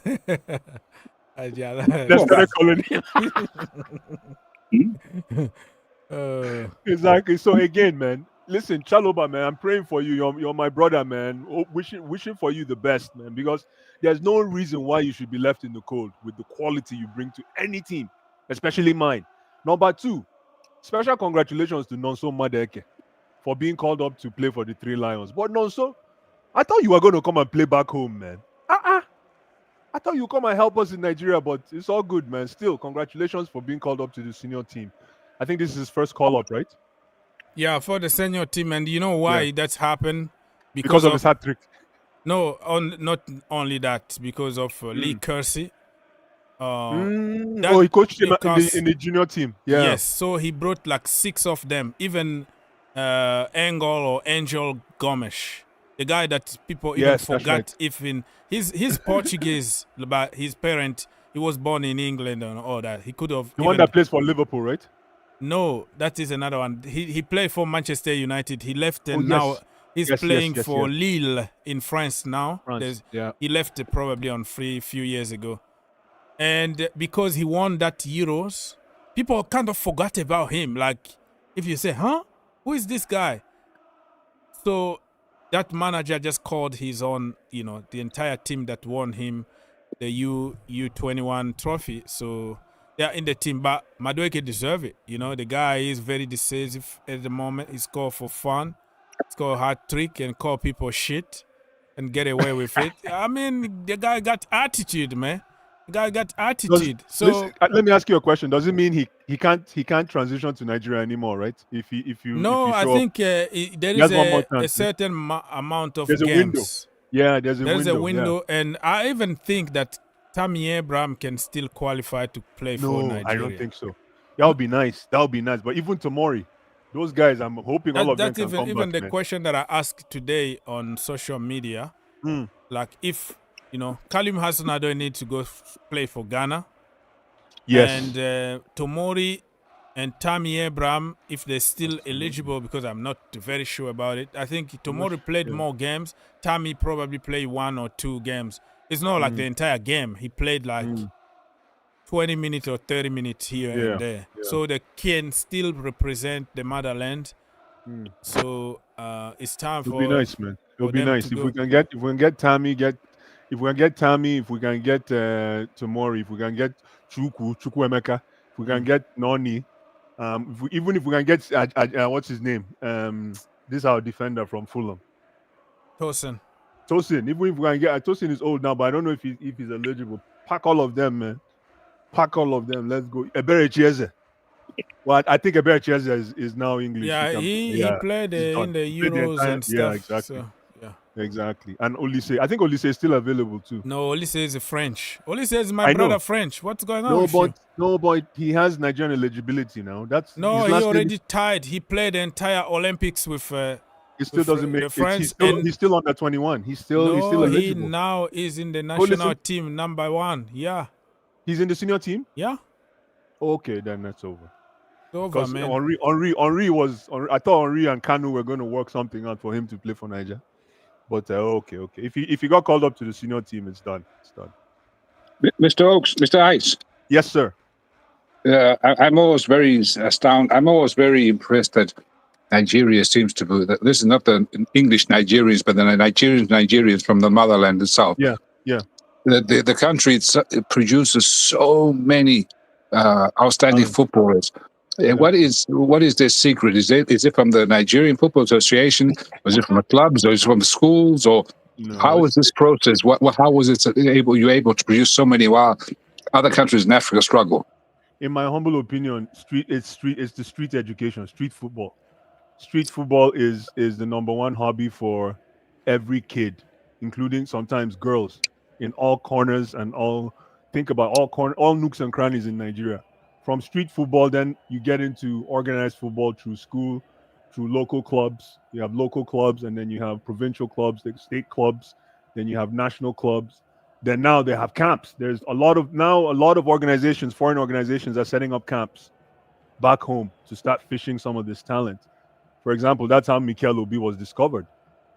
But yeah, the foundation is just street football, local football to the max. Imagine asking a Brazilian what's up with football. Exactly what the Brazilian will say is what we say in Nigeria. It's just local. Every kid. We used to call it monkey post. You start with the small post, 3-on-3, 4-on-4, and play all day. Sometimes you play for 10 hours. And I think this went through all over. This probably happened all over Africa as well. But there is also Nigerian. They have a lot of kids. Even I'm not gonna be surprised if we got like 10 kids with some different white chicks over there in Florida. So they are so good. We'll talk about that someday. And they have some genes, genes, natural genes. Like everything they touch in football turn to gold. I tell you, the other day we went to Lexington, Kentucky, in the middle of the forest, really, to play some football with that brother. Nice. And that guy destroyed us. We lost like 3-0. The guy scored a hat trick. And then I came to him and I asked him, where are you from, brother? Is it like Nigeria? I'm like, how stupid I am. How can I even ask a question like that? You can tell already that this guy is from Nigeria. Exactly. He destroyed us, like completely killed us. It's funny Oggs is saying that because the brand. Anyways, keep talking, Oggs. Yeah, I'm done. No, it's funny Oggs is saying this because some of the arguments around the corners of Nigeria is what can we do to maintain and raise the Nigerian way of playing football, the Nigerian football product. You can actually tell a Nigerian when they're playing, like what Og said right now. But because of the way football has morphed into so many things, you can tell that there's no more style in football, if you understand what I mean. The Kanus of the world, they were the ones that actually showcased the Nigerian style of football. When Kanu is with the ball, who are you, man? When Okocha is with the ball, who are you? When Kepa, the Prince of Monaco, who are you? But now it's I'm not sure about that. If that product, the Nigerian football product, is still showcased the way it's supposed to be. Yeah, there's actually a brand of Nigerian football. Nigerian football is stylish, flair, quick, goals. Understand? So if you watch, I don't know, the two top Nigerian Super League teams playing. Yeah. So I suppose the fans, maybe they're not so interested in the winners, but they want entertainment. They want to see the dribble. There's that, but there's obviously you want winners because it's a league. But the fan himself, he wants to be entertained. So he wants that Nigerian style football. He wants those ridiculous dribbles. He wants to see those body movements. That how like that they wind up the crowd. This is you won't never see a player in let's say Malawi, where I'm from. So if a player, he'll do that shuffle with his bum or his body, and he sends a defender the wrong way, and the crowd goes ballistic. And then instead of passing the ball and running with it, he will then stand in front of the crowd and you'll start dancing or something, and the crowd just goes in ecstasy. This is what people want. They don't they don't want all this European style, pass, tiki-taka. Absolutely. They want the entertainment. And People's Republic, it's funny you say that. If you look at some of these kids, even though they weren't born back home, that are of Nigerian descent, think about the EPL. Look at Ebere Chiesa at Crystal Palace. Flair. Look at Alex Iwobi. Even though now he plays for Nigeria. Flair. Look at who else? Olise. Michael Olise. Flair. Look at this is innately. I'm just saying this is innate flair. Who else? Let me see. Even Noni Madeke. Even also Noni Madeke. Flair. Even Chukwuemeka. The reason why a lot of Chelsea fans fell for like Chukwuemeka is because of that flair and the way he moves with the ball. So you can tell that's the kind of product that we actually need to shine the light on. We're more concerned about structure, defense. You look at how we played the AFCON. What we did is we just played counter-attack football. We got rid of the flair, played counter-attack football, and got to the finals and lost. So yeah, man, it's interesting. You lost because of Osimhen. Tell that to Oggs. Tell that to Oggs. Well, what was wrong with Osimhen? What was wrong with Osimhen in AFCON? He didn't look very injured or something. He was more of a service. He played this service role. And I guess he was trying to be this service guy as opposed to the guy. He was the guy who attracted 2 or 3 defenders and found open spaces and press. He was our pressing guy. He was more of a like Giroud for France in World Cup. Thank you. Yeah, he was. That's a fantastic answer, Peoples. He was basically Giroud. He was the Giroud of the team, and what's his name did all the scoring. Oh, speaking of flair, Lukman. That's another flair player. Ademola Lukman, that's another flair player. Even what's his name that plays for Nottingham Forest, Ola, Ola that used to be a Cobham boy. Flair.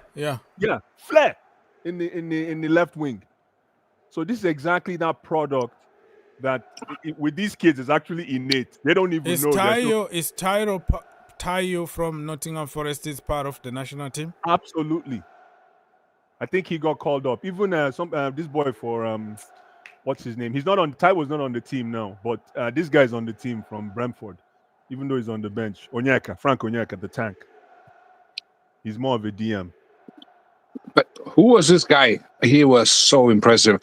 From Cote d'Ivoire, the left back.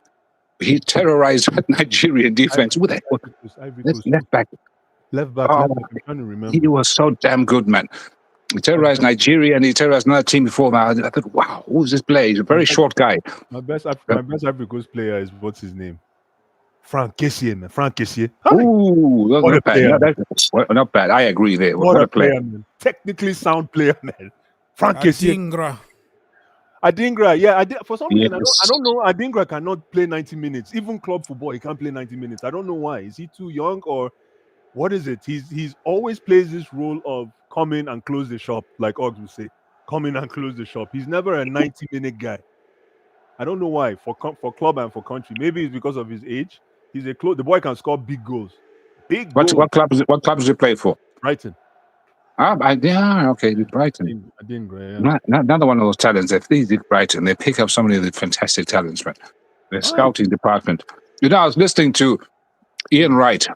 Ian Wright, normally he's obviously an ex-Arsenal player. Yes, sir. And legend, excuse me. And they were talking about Chelsea in this match of the day, or it is. And he was just saying, you know what, Chelsea, blah, blah, blah, blah, money. But I have to give my respect. I must give my flowers to whoever the scout was at Chelsea that picked out that Cole Palmer would be a star. I must give you your flowers because you saw something that nobody else saw. And I thought, wow, this comes from me and right. This is, and he just loves Cole Palmer. You don't know you don't know the name of the agent? No, the scout, the scout. You don't know the name of the scout? No. I can educate you. Mauricio Pochettino. You serious? Nope. Joe Shields. But as much as Joe Shields did he did the what do you call it? The sales job. Mauricio Pochettino was the closer, the finisher. Mauricio Pochettino gave him a platform. Mauricio Pochettino put him in areas where he will succeed. Yeah. But who spotted him before Mauricio Pochettino did the work? Joe Shields, like Og said, Joe Shields. Wow. Joe Shields is the initial guy. And listen, yeah. And remember, we bought everything was on sale at Man City. You know when you go to a shop at Christmas and everything is on sale. That's how we bought Cole Palmer.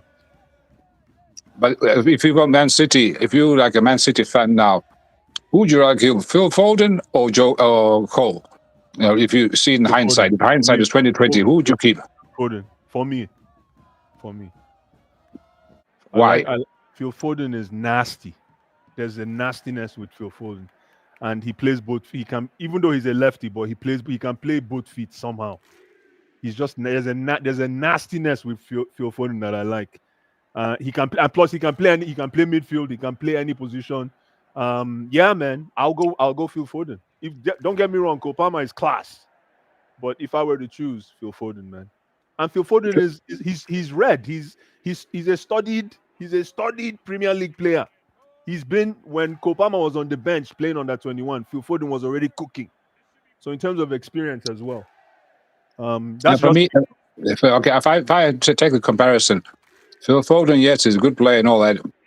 And but he looks like the finished product. He looks like he's hit his ceiling. He's not going to get any better. And when Phil Foden plays, he always looks very labored. It doesn't come easy to him. It's just like it's all a bit scruffy. Wow, if you see at Cole Palmer, you can see even by his voice, by his African looks, he's half African. Don't forget. And people forget that. They think he's a white guy. He's not a white guy. And but anyway, that's besides the point. He looks. You can see this guy is still growing. He hasn't reached his ceiling yet. And everything he does it looks so easy. He doesn't look like he's struggling. He doesn't look like he has under stress or duress. It just comes more naturally. This guy, if Moresco nurtures him, he'll become an absolute superstar. But let's wait. But they just don't put pressure on him. Let him develop naturally. He's already a superstar. Yeah. I mean the next level. Sorry, yes. Sorry. Can I say something here? Let me just remind people the draw for the new. You know what? I have to agree. I have to admit to you that I don't really get the new style or new format of the Champions League yet. I'm gonna have to work on it a little bit. But let me just remind you about the EPL teams. involved in the competition and how their group looks like. So PSG are gonna be in the same group with Arsenal. Okay, so Arsenal is the EPL team, and then Inter, Shakhtar. This is what it's called again. Atalanta. Why I always call them Atlanta? They are Atalanta instead of Atlanta. Dynamo, Sporting, Monaco. Yeah, Skylar is in the house. Oh, let me. I'm losing it here. It's called Atalanta Bergamo.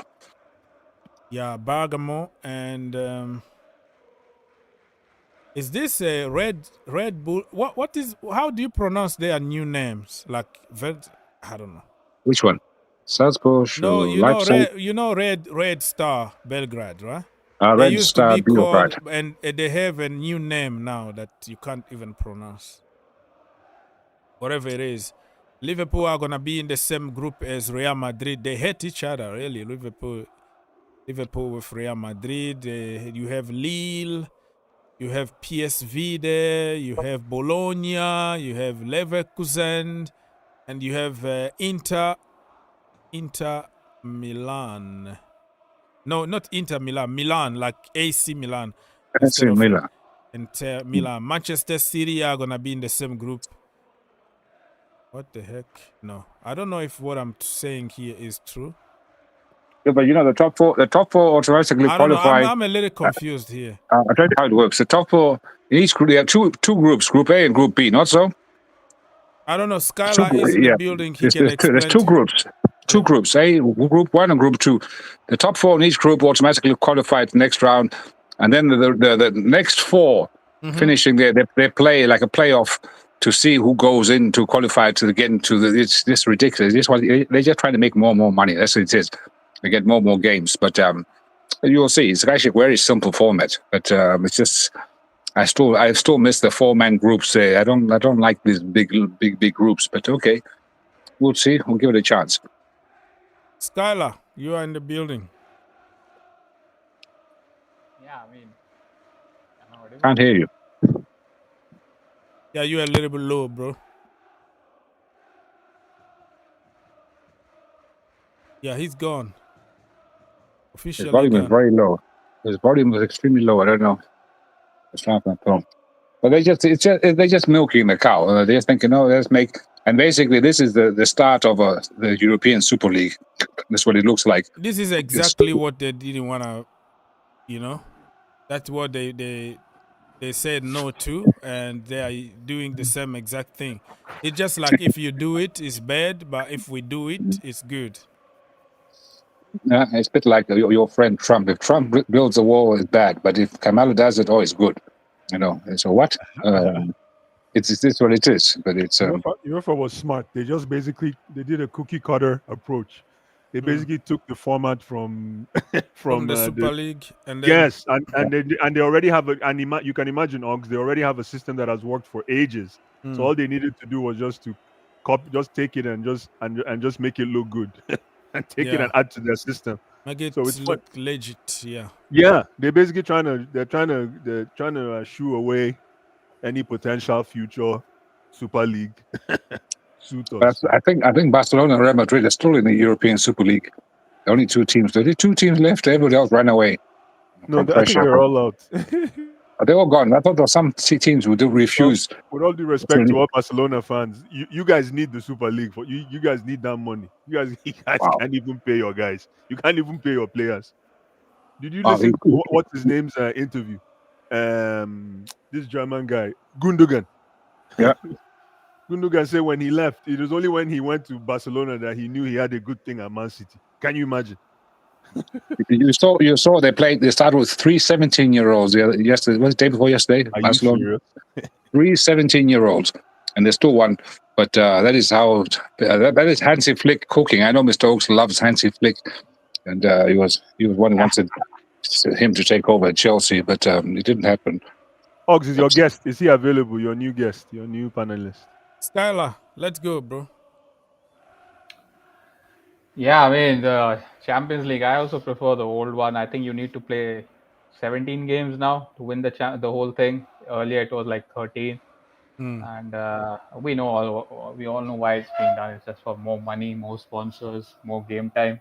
You know, Klopp was literally crying about this last season. If you saw one of his press conference, like he always got the 12:30 kickoffs after Europe. Yeah. So yeah, not that it concerns any of our two clubs, but I mean, we are in the Europa League tomorrow, and you will be you are in the conference. I mean, what is this conference league thing like? Is there like a pre Oh my God. quarterfinal? Oh, don't start. Don't Oh start. my Don't God. start. I mean, Fox, how are don't you answer playing this question. Conference League already? I mean, because Europa League has not started, neither Champions League. What's No, this? we are not even qualified yet to We're still the in the conference playoffs. league. We still Oh, you know. yeah. Yeah. We're In the still in a playoffs. pre-tournament. That's why it's not like on TV or it's not like a big noise. Oh my God, Unless this is terrible. How the mighty we're have still fallen. trying to qualify for Yeah. the conference Do we league. qualify after today? Yeah. Yeah. After Okay, today okay. now, and then tomorrow is gonna be a draw. The draw for our group stages and stuff, which I don't Oh, even Conference League has draw. Yes, sir. So what do you think? What do you think that's happened? So you're going to Yeah, do but another stream. You're going to do a No. stream for Conference League draw. But can you imagine? But you think about it. You imagine if you're a team like Dinamo Tbilisi from Albania. You draw a team like Chelsea in your group. Oh my God! The prestige it brings to your club, the prestige it brings to your country, the revenue it generates. You know, for Chelsea, having Chelsea in this conference league, for Chelsea obviously it's a big embarrassment, but for these other teams, it's a gold mine. It's a gold mine. Very good point. So they all want to be drawn with Chelsea because they know they'll lose, but the amount of money, the publicity, It's gonna you attract obviously attention, and you're gonna make a lot of money. And on top of that, let's just say Chelsea plays or use Dinamo Tbilisi. If only Mr. Oaks obviously knows all the players, but we other people we don't have a clue who they are. So the game goes on TV, and those guys play very well. Scouts, which normally would never ever dream of going there to watch those teams, suddenly players there are spotted and sold. So that team now generates even more revenue from transfers. So this is it's a win-win situation to have such a big team in such a small tournament. So and for Chelsea, obviously the big win for Chelsea is that they get to try all the marginal players, the ones which maybe won't get a chance to play. They only maybe play Carabao Cup games, whatever it is. So it gets a chance for him to tinker and to perfect his technique on his team. So this is a golden opportunity for Chelsea as well, But we can make also a trophy is a trophy. Yeah, listen, trophy is not a trophy. Listen, Arsenal can brag whatever they want, but if you do good in the Champions League, you don't win it. The end of the day, show me your trophies. Show me your trophy cabinet. At the end, we're going to banter. We're going to say, oh, at least we got a trophy, even though I don't really care about this trophy, to be honest with you. But we go there. We got in the final. We got another trophy. I would take it, bro. Instead of go and participate in the Champions League and not get knocked out in the group stage or something, I would take a trophy. Money is less. It's kind of useless, but it's also giving some kind of value to the competition. Oh, look at Chelsea. 3 years ago, they were Champions League winners. So it's kind of give a little bit of value. That's why, like, in their website, it's all about Chelsea. All the big pictures, all everywhere is Chelsea. They are promoting Noni Madueke. They're talking about Enzo Fernandez and, Joao Felix. I'm like, stop harassing us, please. This is embarrassing.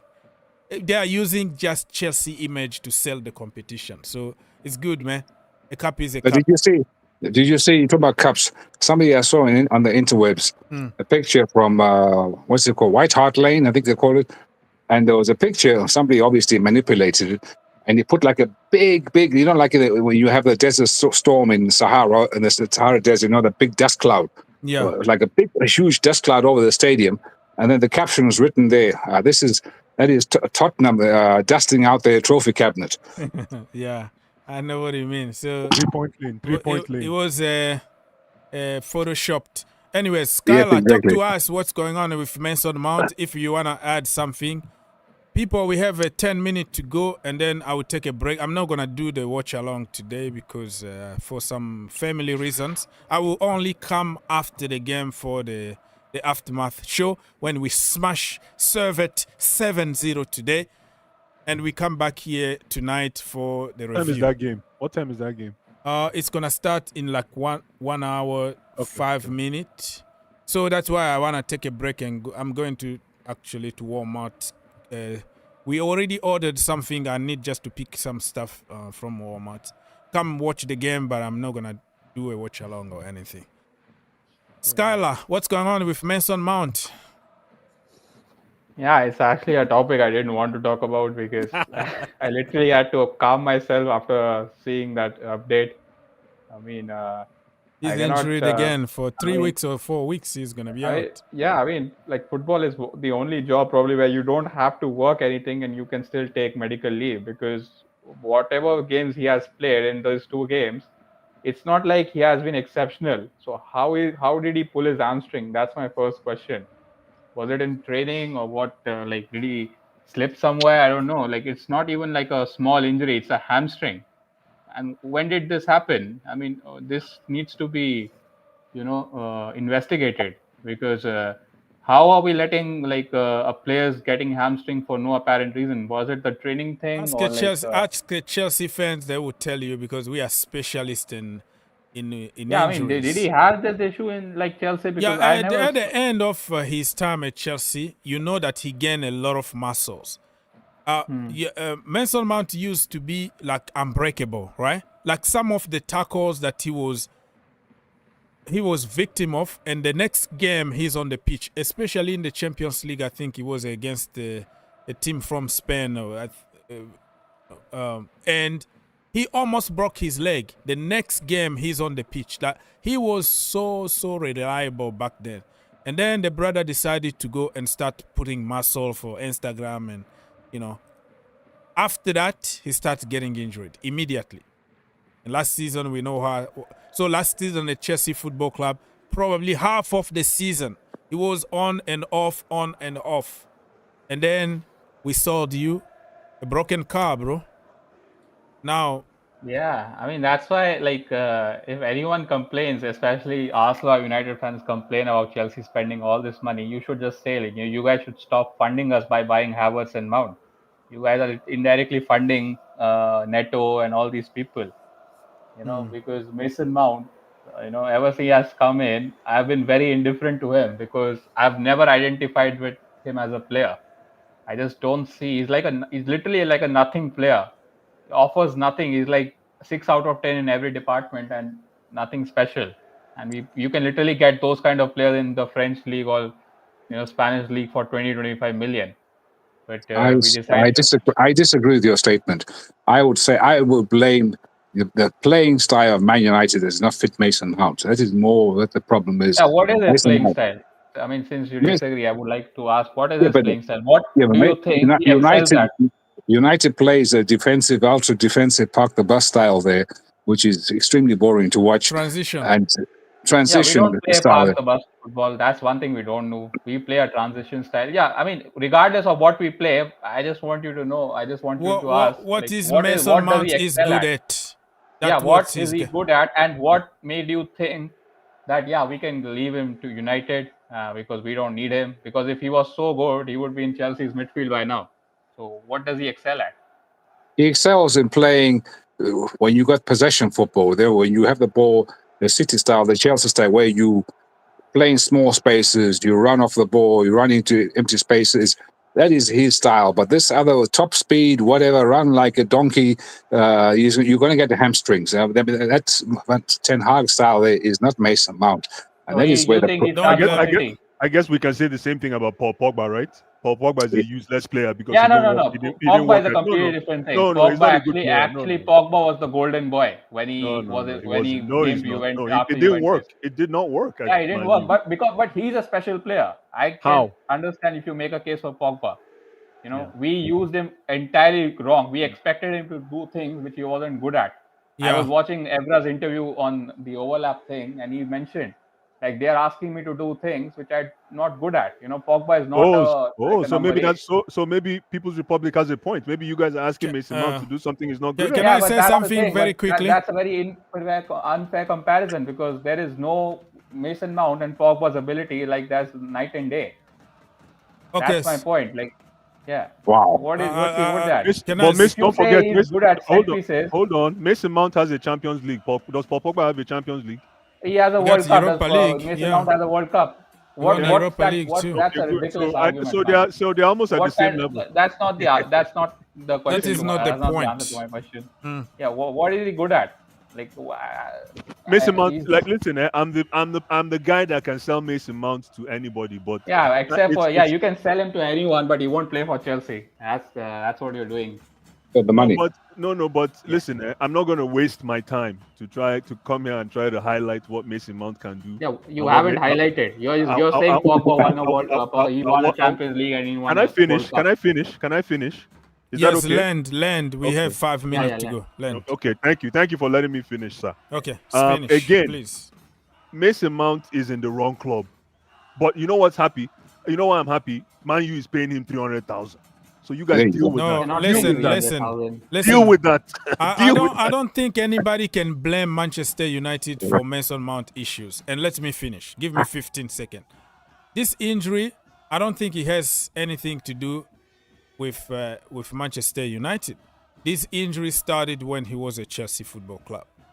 So saying that your system or your running is kind of not true in my opinion.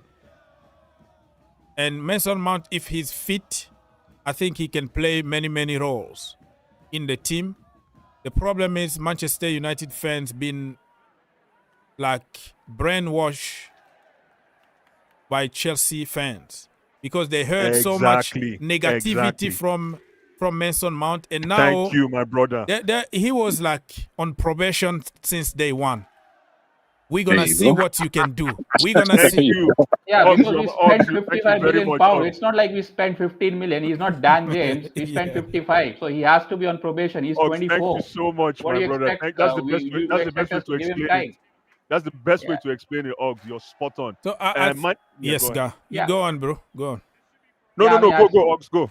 Yeah, still none of you could tell me like what is he good at, like what does he excel at, because even at Chelsea when he was like supposedly your next best thing, I never thought that this guy would be like one of the top 5 midfielders in the Premier League. And when he's coming at United, whatever I watched of him, it's like a at max he's mostly like a filler player. If I don't know, I can't even say he's like a John O'Shea or like a Darren Fletcher. He's not even that. The curse of number 7. Memphis Depay. That's fair, but I still want to give I think he's decent on the ball. That I'll give him. He can play in small spaces. But the big problem is we spent 55 million on a player who cannot, he will never play ahead of Bruno. He cannot start ahead of any of our wingers. Okay, so brothers, give me 30 seconds to give you the lineup for the Chelsea game. The game is gonna start like 2:30 Eastern time. So 1 hour before we have the lineup, Fabrizio Romano just tweeted something important for Chelsea fans. Chelsea are currently talking to Manchester United for Jadon Sancho in a separate deal from Victor Osimhen. So it has nothing to do with Osimhen. Chelsea can get both deals done today. They can get both deals done today? No, that's what he said in the next hours. He could. He didn't say it will. Okay, so don't quote me on that. I know how you and People's Republic will always put word in my mouth. All right, let me ask Skylar. Sorry. Let me remind people the starting 11: Jorgensen in goal, Disasi, Tosen, Badiashile, Vega, Enzo Fernandez is the captain. KDH, Madueke, Nkunku, Modric, and Mark Guiu. Bench: Robert Sanchez, Bettinelli, Anchipong, Levi Colwill, Mark Cucurella, Moises Caicedo, Tariq George, Cole Palmer, and Nicholas Jackson. Where's Neto? That's the starting lineup you had in your video. Neto, Neto actually is not even traveling today because they wanted to. Injured? No. Okay. There is injury management. So before it's happened, you have to prevent it because we know how injury prone Neto is. Another guy that's been given a rest, Malo Gusto, because you never know. We need him really for Sunday because we have to destroy the Eagles. It's the Eagles, it's going to be Crystal Palace. What I'm talking, Christoph Palace. What that even mean? So Crystal Fofana, Fofana's resting as well. Yeah, Fofana also stay home so they don't have to travel because we are trying to manage injuries this season. All right. Let me say something really quick about I'll bid you guys farewell for now. Yeah, and I'll leave too. Yeah. Jadon Sancho, ladies and gentlemen, if we can get that deal done, it will be fantastic. Jadon Sancho might not be everybody's cup of tea, but he is a football brain. His football IQ is out of this world. I think people underestimate that boy's football IQ, especially on how he exploits the wings. So please, if we can get this boy to Chelsea, fantastic business. Ladies and gentlemen, before you go. Yes, sir. So if, let's just say, because you love Jadon Sancho, let's just say, I'm a huge Sancho fan. Huge. If Uncle Todd says to Skylar, you know what, we'll throw in, we'll give you Sterling, and then just to sweeten the deal, we'll just throw in the Chilwell as well, and then we swap, make a swap deal, no transfer included. Do you think that's a good idea, or do you think Skylar would accept that? For me, I don't care how the configuration of the deal looks. Just get me Jadon Sancho. Ladies and gentlemen, it's been a slice. Ox, I'll see you later this evening. All right, sir. Thank you. After the game. Ciao, Bella. Ciao, Bella. All right, Skylar, anything you want to add, brother? I'm going to disconnect and come back tonight. Not doing Sterling the watch along today. Sterling and Chilwell for Sancho. What do you think about Jadon Sancho to Chelsea? It will not sweeten the deal. I might just vomit in my mouth if I see Sterling at United. We would be very happy to give you Sancho if you put in an obligation to buy, maybe like 40 million. But we don't want any of your. We don't want any more Mason Mounts at our club. So that's my thing. And I think the thing you mentioned about, we don't play the style of Mason Mount, I think that is very much valid on Sancho because he is a player who needs people around, and we have idiots like Garnacho and Rashford who just want to run and run and run. So if you put players like Cole Palmer, Neto, and Enzo around him, you would actually see the best out of him. How can a player who didn't play for 5 months is being man of the match in a Champions League semi-final? So clearly that guy has talent. But as always, we destroy talents. We destroyed so many talents. So I think he would do well at Chelsea. That's my opinion. How long do you give Eric Sevenhag? How much patience do you have with this guy? Christmas. I think at max January, Christmas, because I'm actually getting irritated by him day by day. I mean, when I'm looking at all these managers, even when I look at someone like Ant Postecoglou, I mean, he's so you can just connect with those managers. I watched every press conference of your manager as well. I don't know why people are giving him so much flack. Like, that guy is doing his job. He's clearly mentioned this guy is not the type of winger I want. And people are saying that he's harassing and he's rude. He's rude. Though. Yeah, he's being rude and overly. But that's just the English. They like a bit of diplomacy. But Italians, they are a bit different breed. I highly suggest you watch that interview of Patrice Evra. He talks about the culture of Juventus and how Italians are. So I think he comes from that school of thought. There is no diplomacy. There is no let's go straight to the point. No sugar coating. I actually love the comment he mentioned the press conference ago. He said that these are my 21 players, and whatever happens to the rest of them is none of my concern. That's Chelsea's problem, not my problem. There you go. I mean, that's very interesting. So, I mean, look, if you have managers like that, you can instantly build a connection. Managers like Maresca and Postecoglou. But with Ten Hag, you go and watch this video where Xerxes is meeting him. Both of them are Dutch, despite the age difference and the generation gap. It looks so awkward. It's like, he's meeting like a principal or something. So this guy's social skills are very, very limited. I don't know how he gives his team talks. No wonder we have conceded the most amount of goals after the 80th minute. You know. But Skyler, the reason why we Chelsea fans don't bond with our manager is because the moment you bond with him, he's fired. So then you got to start bonding with a new manager again, and then he's fired. So it's like, you know what? We'll keep these managers at arm's length, so not to get hurt. For you have that Real Madrid, hire and fire policy, which kind of works for you. So, yeah, it is what it is, brothers. Listen, I will see you tonight. Yeah, we'll catch you later. Yes, sir. Please. Thank you. God bless, man. God bless. Thank you for helping my brother. People's Republic closed the shop very quickly. Wow. Be out. I was like Skyler because we get to talk about Man United because he's Chelsea. He's a very honest guy, you know. He doesn't jump into the popular opinion or banter or something. He really think outside the box a lot. No, we should get more fans from other clubs on this channel here. It'd be very interesting to hear from Liverpool, Tottenham, Arsenal. Okay, even Arsenal for life. He should come on live, not just right there. Yeah, he just come here to shoot me though. yeah, but bring him on live. Shoot me in the face. Yeah. Let him have his 5 minutes for glory. And but other fans, because this is a very excellent channel you have here, so you're doing very well for yourself. So just have more fans from other clubs, and it would be actually very interesting. But yeah, anyway, I hope it's going to go well today. This starting lineup is your starting lineup you had in one of your videos today. I do listen to your videos. I do watch you. I know you think, no, he doesn't listen, only watches the headlines. No, I watched the whole damn thing. Yes, so thank you for doing that. It's only 10 minutes. Watch the video, man. I'm like... I know, I did, but this is your lineup. And I don't know why you even said... Because when you in the video, you said KDH, and I was very confused. I had to actually go and Google. So who the hell is KDH? I said, it's this new guy. This is the son of Maresca. His name is very complicated to say the entire name. He's like Kiernan Dewsbury Hall. Look, it's just like I'm hungry even by pronouncing because it's so long. You know, it's just the energy is gone. So I will go KDH. KDH, which is much nicer. Well, and then we had another Hall. One went to Newcastle. We haven't heard from him since. Everybody's crying. No, he's gone. No, he's playing every single game, bro.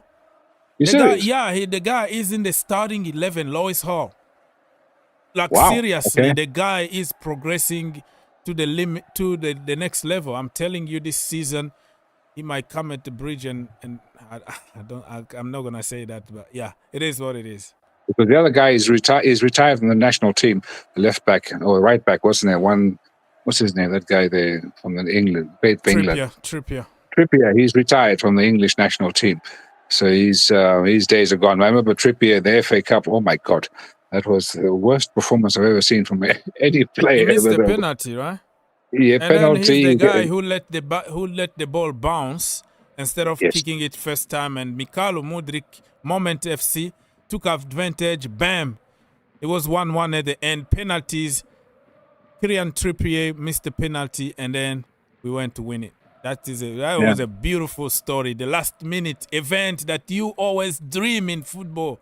It's not good for your heart. But that was Modric. That was Modric playing, but he was playing in the central. He was not playing in the wings, and that's when he was at his best. Playing him through the middle, none of this wing stuff. He's not very good at the wing, but I don't know, for whatever reason it works. Playing him, and again, this is Pochettino. Pochettino tinkering and fixing, and he found out, play him in the middle, play him like a number 10 role, and he's actually pretty good there. So. Yeah, I don't know. Anyway, I'm looking forward to. I don't know if I'm going to watch this game. I might, but I think Chelsea better not mess this up because it'll be a disaster. I won't be. If Chelsea messes up, I won't be on social media for 1 week because it'll be too embarrassing. So that is. I have too many of my friends who are Liverpool fans and Arsenal fans. They'll make life a living hell for me. So good for you. Please, please, Chelsea. And anyways, good luck, and hope you have quality time with the family there. And we will see you maybe after the game. After I make my review, I think I'm gonna have a quiet time to have a long show tonight. So stay tuned for that. And if you walk in the morning, don't worry, don't embarrass yourself. I was listening to you all should. I always watch what is when you go to work. Yeah, you're always on live when I'm going to work, so which is good. which is, yeah. Thank you. Yes, sir. Good luck and God bless, eh? Yes, sir. God bless you Bye. too. I'll see you. Okay, people. So I'm gonna go off, and I will come back tonight at some point after the game, because we wait. Oh, wait. Nobody can see me now. Disappear.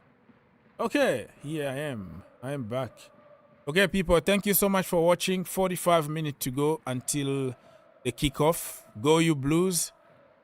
And Chelsea keep on working on this deal. Victor Osimhen and stuff. Let me double check if Chelsea got some news before I leave. Big Rom, Romelu Lukaku already signed his contract. So no more Big Rom. Goodbye. See you later.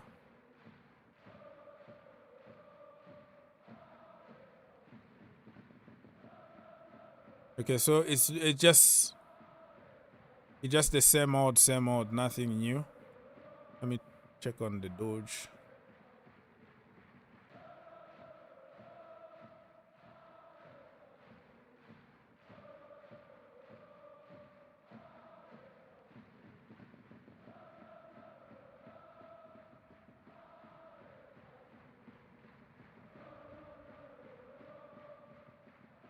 All right. Yeah, nothing new.